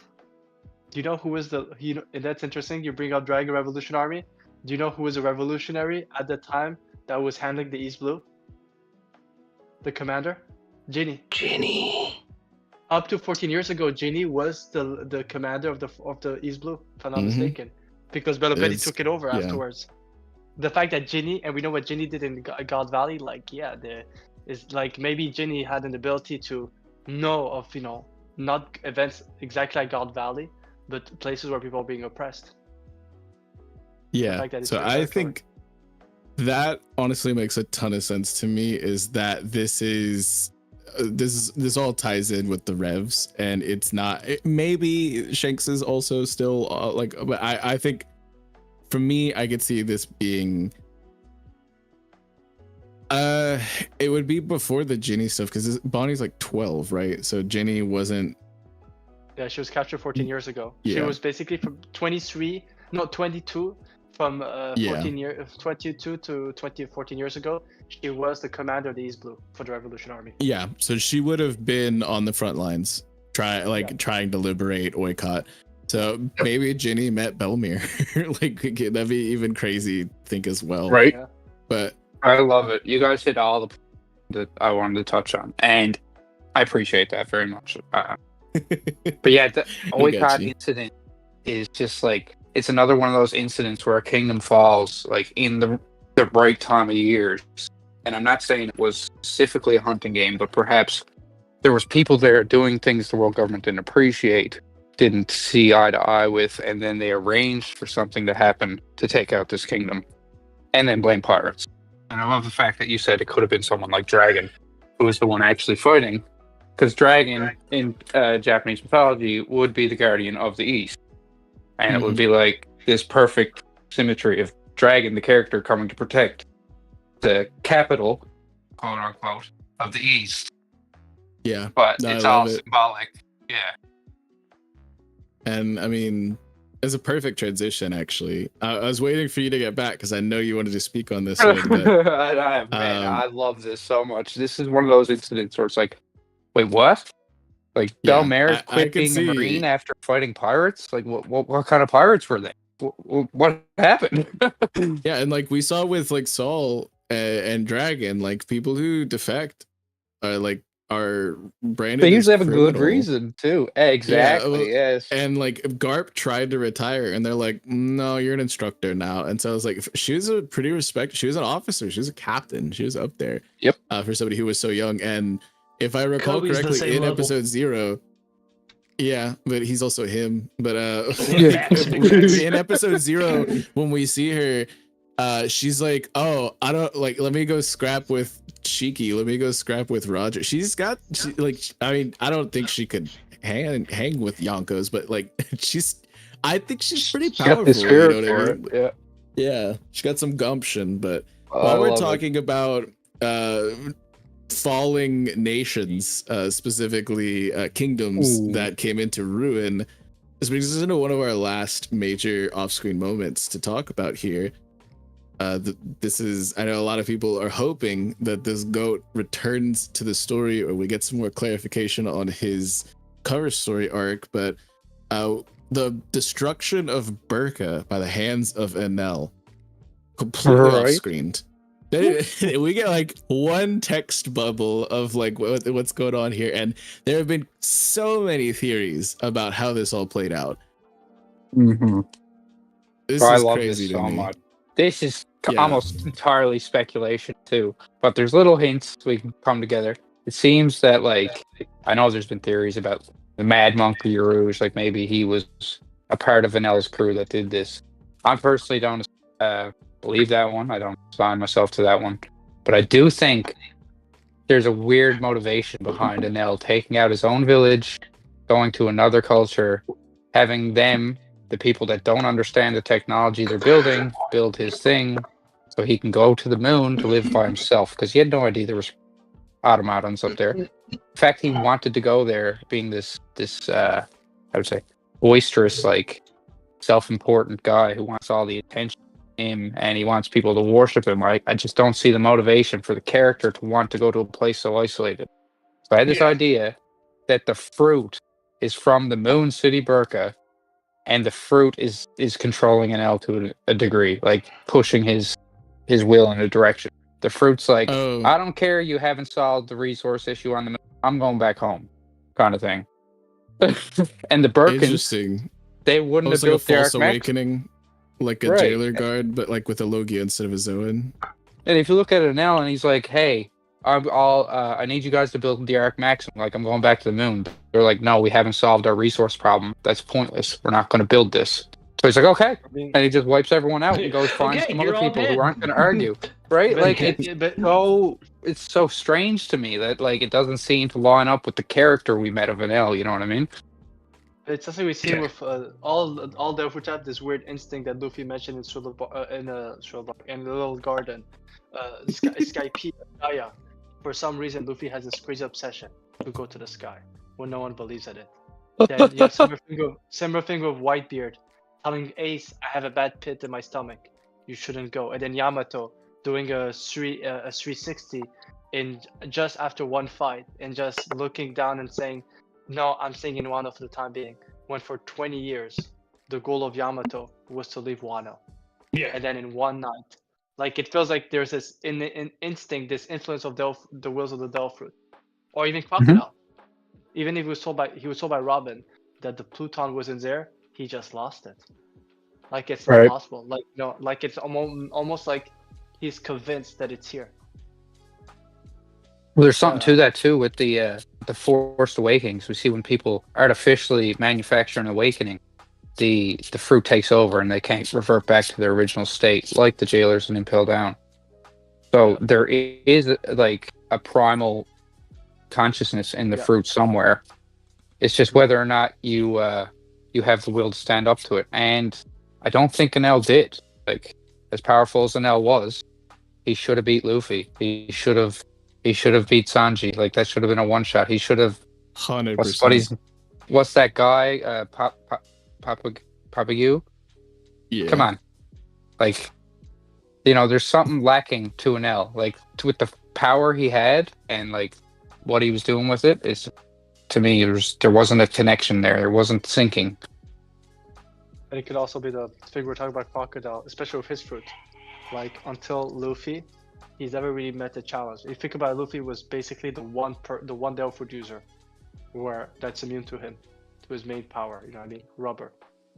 So it could also be like, you know, he's never got a real challenge. There's a level of ingenuity that he had though when he realized that straight zaps aren't gonna work, and he utilized the heat of the gold that he would like super. Like he was capable of thinking crafty, outside of the box, and like so I can understand. Like honestly, like I'm not gonna lie, NL was probably my favorite villain up until we got more about Blackbeard, and then obviously Doflamingo, and like I thought Kaido was set up to be like one of my favorite villains as well, but that kind of flopped. But NL, dude, shines so bright in the arc that we had him, and then the cover story and everything. And I really do wish that not only that we get him in the future of the series, because Moon Piece is an agenda I'll always there will always be a spot for that in my heart. Do I think it's gonna happen? No. Do I want it to happen? Hell yeah. But like not just the future of the series, but the past of the series. I would love to understand more about what happened in Birka and all of that. And if we do get it through like in a Rouge flashback, that'd be really cool. Or Hair Dawes. Hair Dawes is a Birkin. He's confirmed a Birkin, and he's lurking. Perfect. He's around, and he was mentioned. To get that. Yeah, exactly. So I think it's plausible we might understand a little bit more about what all happened there, and maybe like I don't know, like I mentioned what if we get like a Smoker awakening when he comes back as a Logia. A lot of people believe that we'll get an NL awakening back into the series, and that could be the first Logia we see on screen. You know, there's speculation that last moment we got of an L was him tapping into the awakening, because it was after he restarted his own heart, much like Luffy. His heart stopped and started again, and then he changed into this weird form. Now it looked a lot like how Gear 4 eventually looked, but that could just be because like Sengoku's been drawn like this as well when he's in the Buddha stance. Other characters have been drawn like this with this body style. It's not so much like the character looks like Gear 4, it's the way he's in stance. So I don't know if there's much to dig into there, but there's an argument to say he awoke during his fight with Luffy. That's the only reason he's still alive.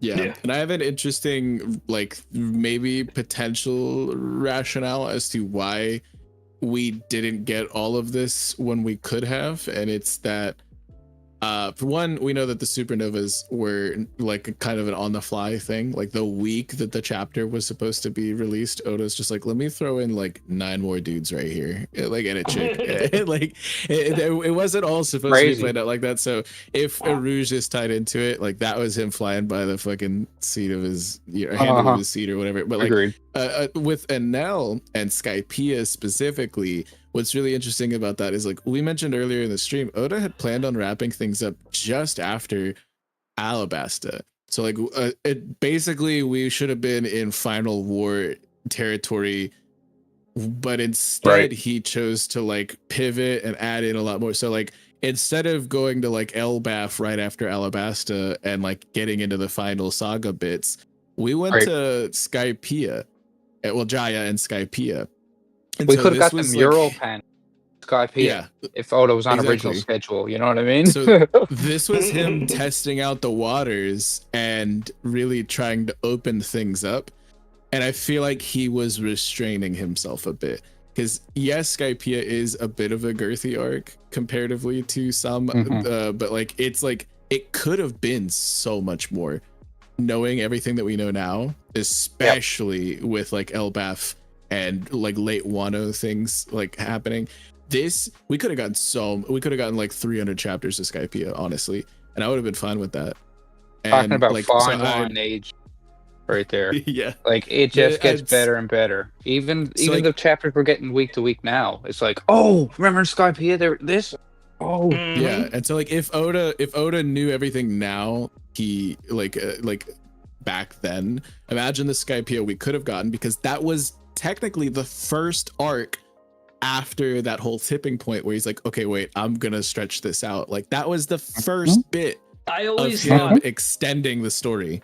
he wanted to test like his ideas for the final saga in Skypiea, and also give him time to cook up what he wanted to do with the warlords as well, since it was a concept he came up with during Alabasta, and like he named Crocodile a warlord. Which Yeah, he well, it mentioned was the really warlords out of- briefly before that, but not into the depths that we got them there. You know what I mean? Yeah, Because he mentioned Jimbe in Arlen Park and Baradier. Well, it was extremely out of the norm for a mangaka to get like a publishing contract longer than a single 12 months.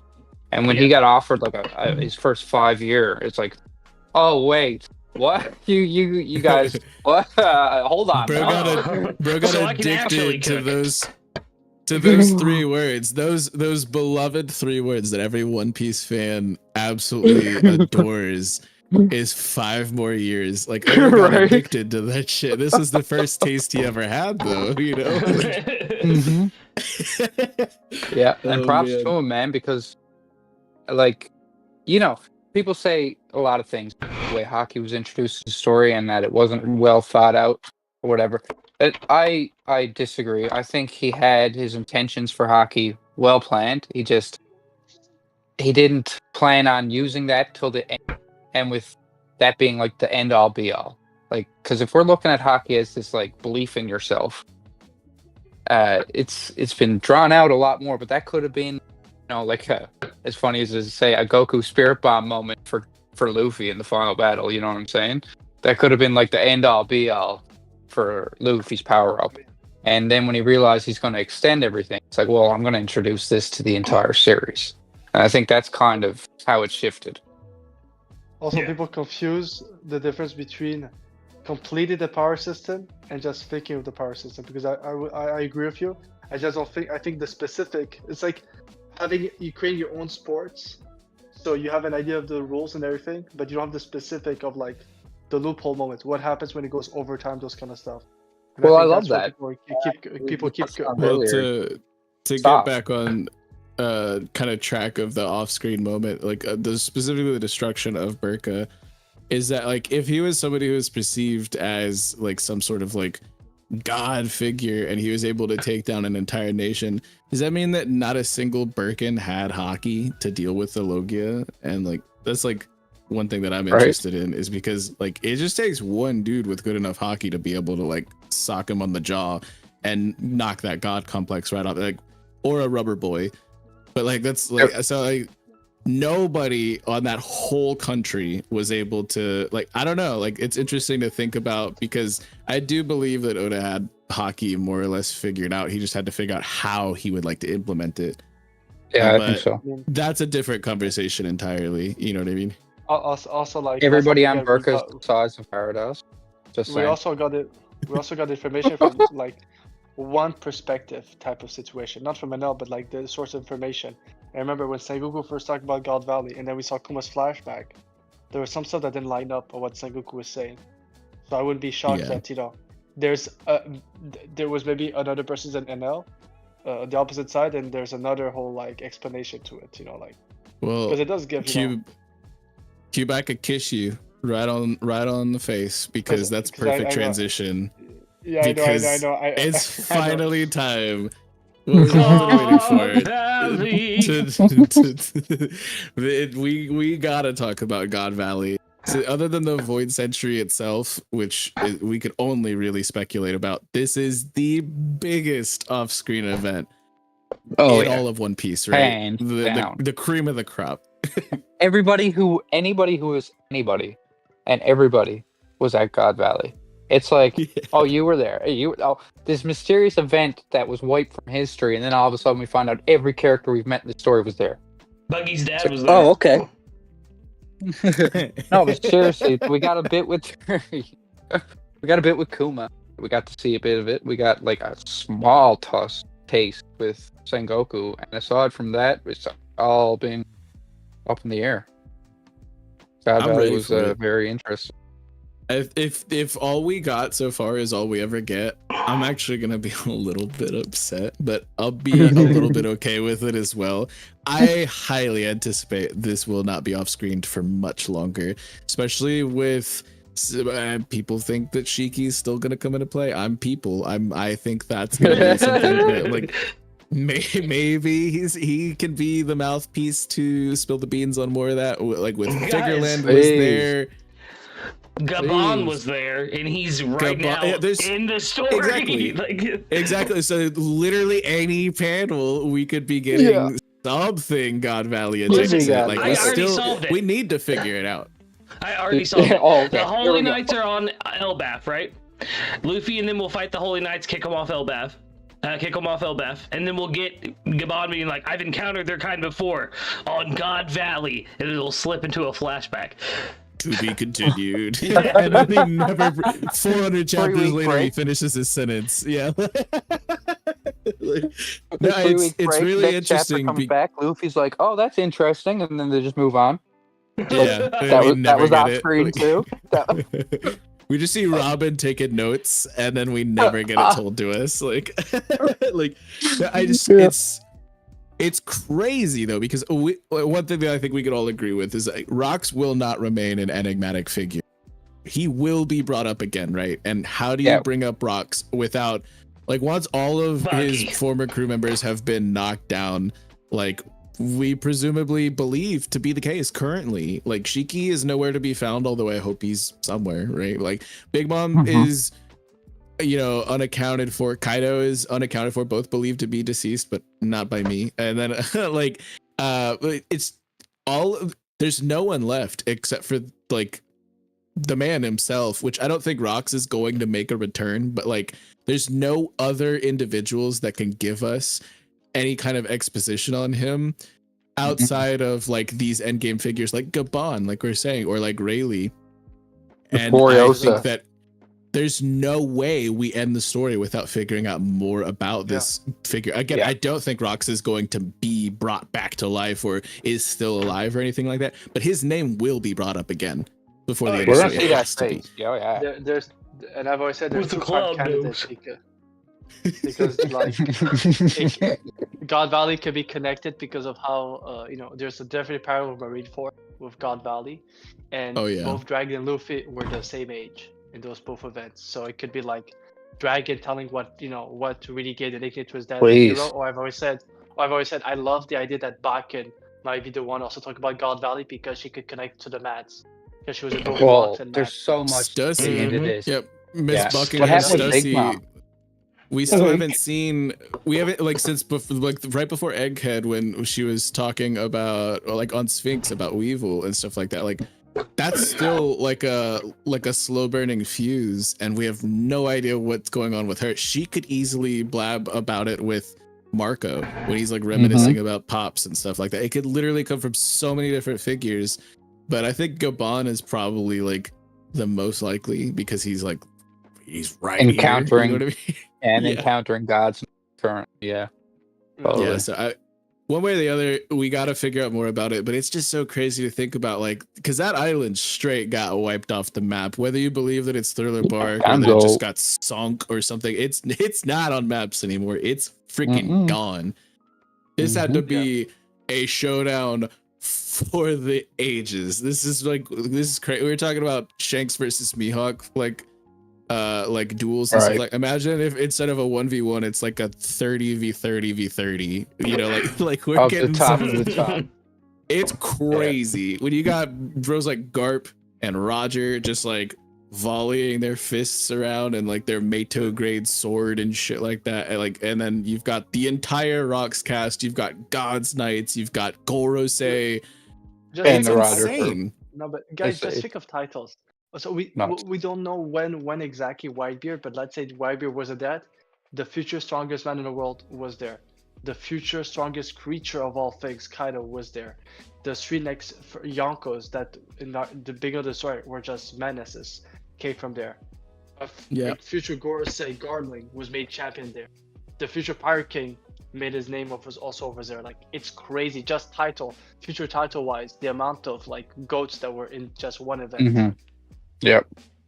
There's mystery involved with it. Like the characters, I don't understand why they acted a certain way at God Valley, and got their story at God Valley. Like Big Mom, for example. Like, why was she a completely different looking person? Why was she not acting like the Linlin we know? You know what I mean? It was. I got lots of questions. If we're mentioning the heavy hitters, though, we gotta mention Baby Shanks, because Lucas thinks he can split mountains with his rattle, and I'm here for that. Yeah, of course he can. That's what happened at God Valley. I'm telling you. And it wasn't just Shanks and Mihawk. Buggy was also there. His father being Rocks, of course. He carries the will of a conqueror. No, I really do. I'm praying, guys. I am praying for the day that we see Rock's face at God Valley, and he has a big honking red nose. I'm praying. I gotta change my. I'll have to change my avatar. It's crazy. Hey, listen, Lucas. I'm just gonna say this: if that it gets revealed that they have the same nose, Whitebeard has the worst memory of all time. Because in Marineford, he made a big comment like that was just weird, and he said that he was on Roger's ship. Didn't mention though about God Valley, and it was really the popping off point, is what was the crown jewel or the clown jewel? No, crown jewel was a mistranslation. It was just treasure in the officials. Like the words crown jewel was just like something that some scans used, but it was only roughly ever translated as treasure. It could have just been like a random pile of gold. I don't think there was necessarily any significance to it. You know what I mean? Yeah, fair enough. It was just about sending a message. Yeah. I don't know. Before we got the officials, I was down with the whole clown jewel thing, but like that's not at all how it was phrased in like the actual Japanese. So I don't know about that, but it, like one way or the other, Ginny scrambling these messages and completely blindsiding the celestial dragons and having like 4 future Yonko, the future pirate king himself, and like the hero of the Marines, like all of this was one man revolution. Chaos. This was insanity, and I really hope we get more from it instead of just like the child's perspective. You know what I mean? Right. I think we will, and I definitely think we will. Yeah. Yeah. I think we could get multiple Garling perspectives. Garling is set up to be a pivotal figure. He's a Gorosei now. So when we're face to face with the Gorosei once again, and now we see Garling instead of Saturn, I think that would be a perfect time for us to get his perspective. Like you're saying, multiple perspectives. But we can get Bond's take. We can get Garling's take. We can get Rayleigh. Rosie's take. Yeah. Rosie's reminding us that she was also at God Valley. She was. She perfect toe-to-toe with Bogard. Well, like the way he threw it in there, like in the middle of Wano, like a lot of people say, "Oh, it was an ass pull," but it probably wasn't. It's just this is the reason why a lot of characters' backstories have been hidden. Like a lot of stuff happened at this one event. Much like the start of the Great Pirate Era, this was the start of another era. And it's just like everything ties back to Thriller Bark. Everything ties back to God Valley. You're right. Perfect analogy. They might be the same island, even. Right. I love it. God Valley is one of those wild circumstances because I wouldn't say it was an eye opener. We knew the dragons were bad. But just to make a game a sport out of taking out civilians was next, like another level. I mean, I'm gonna say this: we knew that we were talking today with shooting. We knew they were bad when we got the ASL flashback, and just to make the Celestial Dragon happy, they were willing to like burn the pointless people. Right, but the way I look that's like crazy. That's just crazy. I know that was bad, but like that's people trying to appease a type of royalty figure. Like that's a different kind of mania in my mind. Like that's like a weird worship thing, as opposed to the actual rulers of the world just making sport out of eliminating civilians. You know what I mean? I agree. No, I'm just There's saying- layers to it because like systemic like ignorance is one thing, and it's like you can't just choose to like overcome that. Whereas with other forms of oppression, you know, there is a type of revolt. But like if you don't know you're in the wrong, then that's Right. different, you know. Yeah. Yeah. And like they were almost worried like they'd be wiped out or like attacked by pirates, which has been the propaganda for hundreds of years, if they didn't appease the dragons. It's like you make the dragons happy, kingdom is gonna fall. So that can push people to do crazy things. I'm not a sympathizer for the Goa Kingdom because that place should have burned on the inside, not the outside. But I mean, dude, no, dude, don't say that. Makina lives there. I just think it's something to be said about how Oda can have all of these events that are happening across different parts of this massive planet, so much bigger than the world that we live in. It feels so lived in, and so many of these things can tie in with one another. Like we were mentioning, like every single one of these segues we had was like a perfect lead into another off-screen event, and like there is connective tissue like leading all the way from like point A to point Z, and it's like there's, you know, the whole 6 degrees of separation thing. Like this world feels so well done, and it's so crazy that Oda has done so much with these events by doing so little. The fact that we can freaking yap for like 3.5 hours about all this, you know what I mean? But yeah, that yeah, is it's a beautiful about world. all of the events that we had to cover. If you guys could think of another off-screen event that is as important or as cool or as just one of your favorites, then leave us a comment. Make sure you guys like D-Stream, hit all the links in the description so you can join the Discord and chat with us. We're in there pretty much daily, yapping it up like we did today. And then make sure you subscribe to Knack Reacts, who's going to be finishing Freerun soon on his channel. Make sure you subscribe to Straw Hat Lucas so you can catch Group 14, One Piece D&D with Sakura Pirates. And make sure you guys stay goated. This has been a wonderful stream. I've had a lot of fun. Thank you all. Thank you, crew, for being here. Thank everyone in the chat for showing up as well. Much love to the whole community. And Kube, you want to sign us out? Yeah, Very well and said, we'll see Vex. you- Yeah, and we'll see you all at the next sunrise.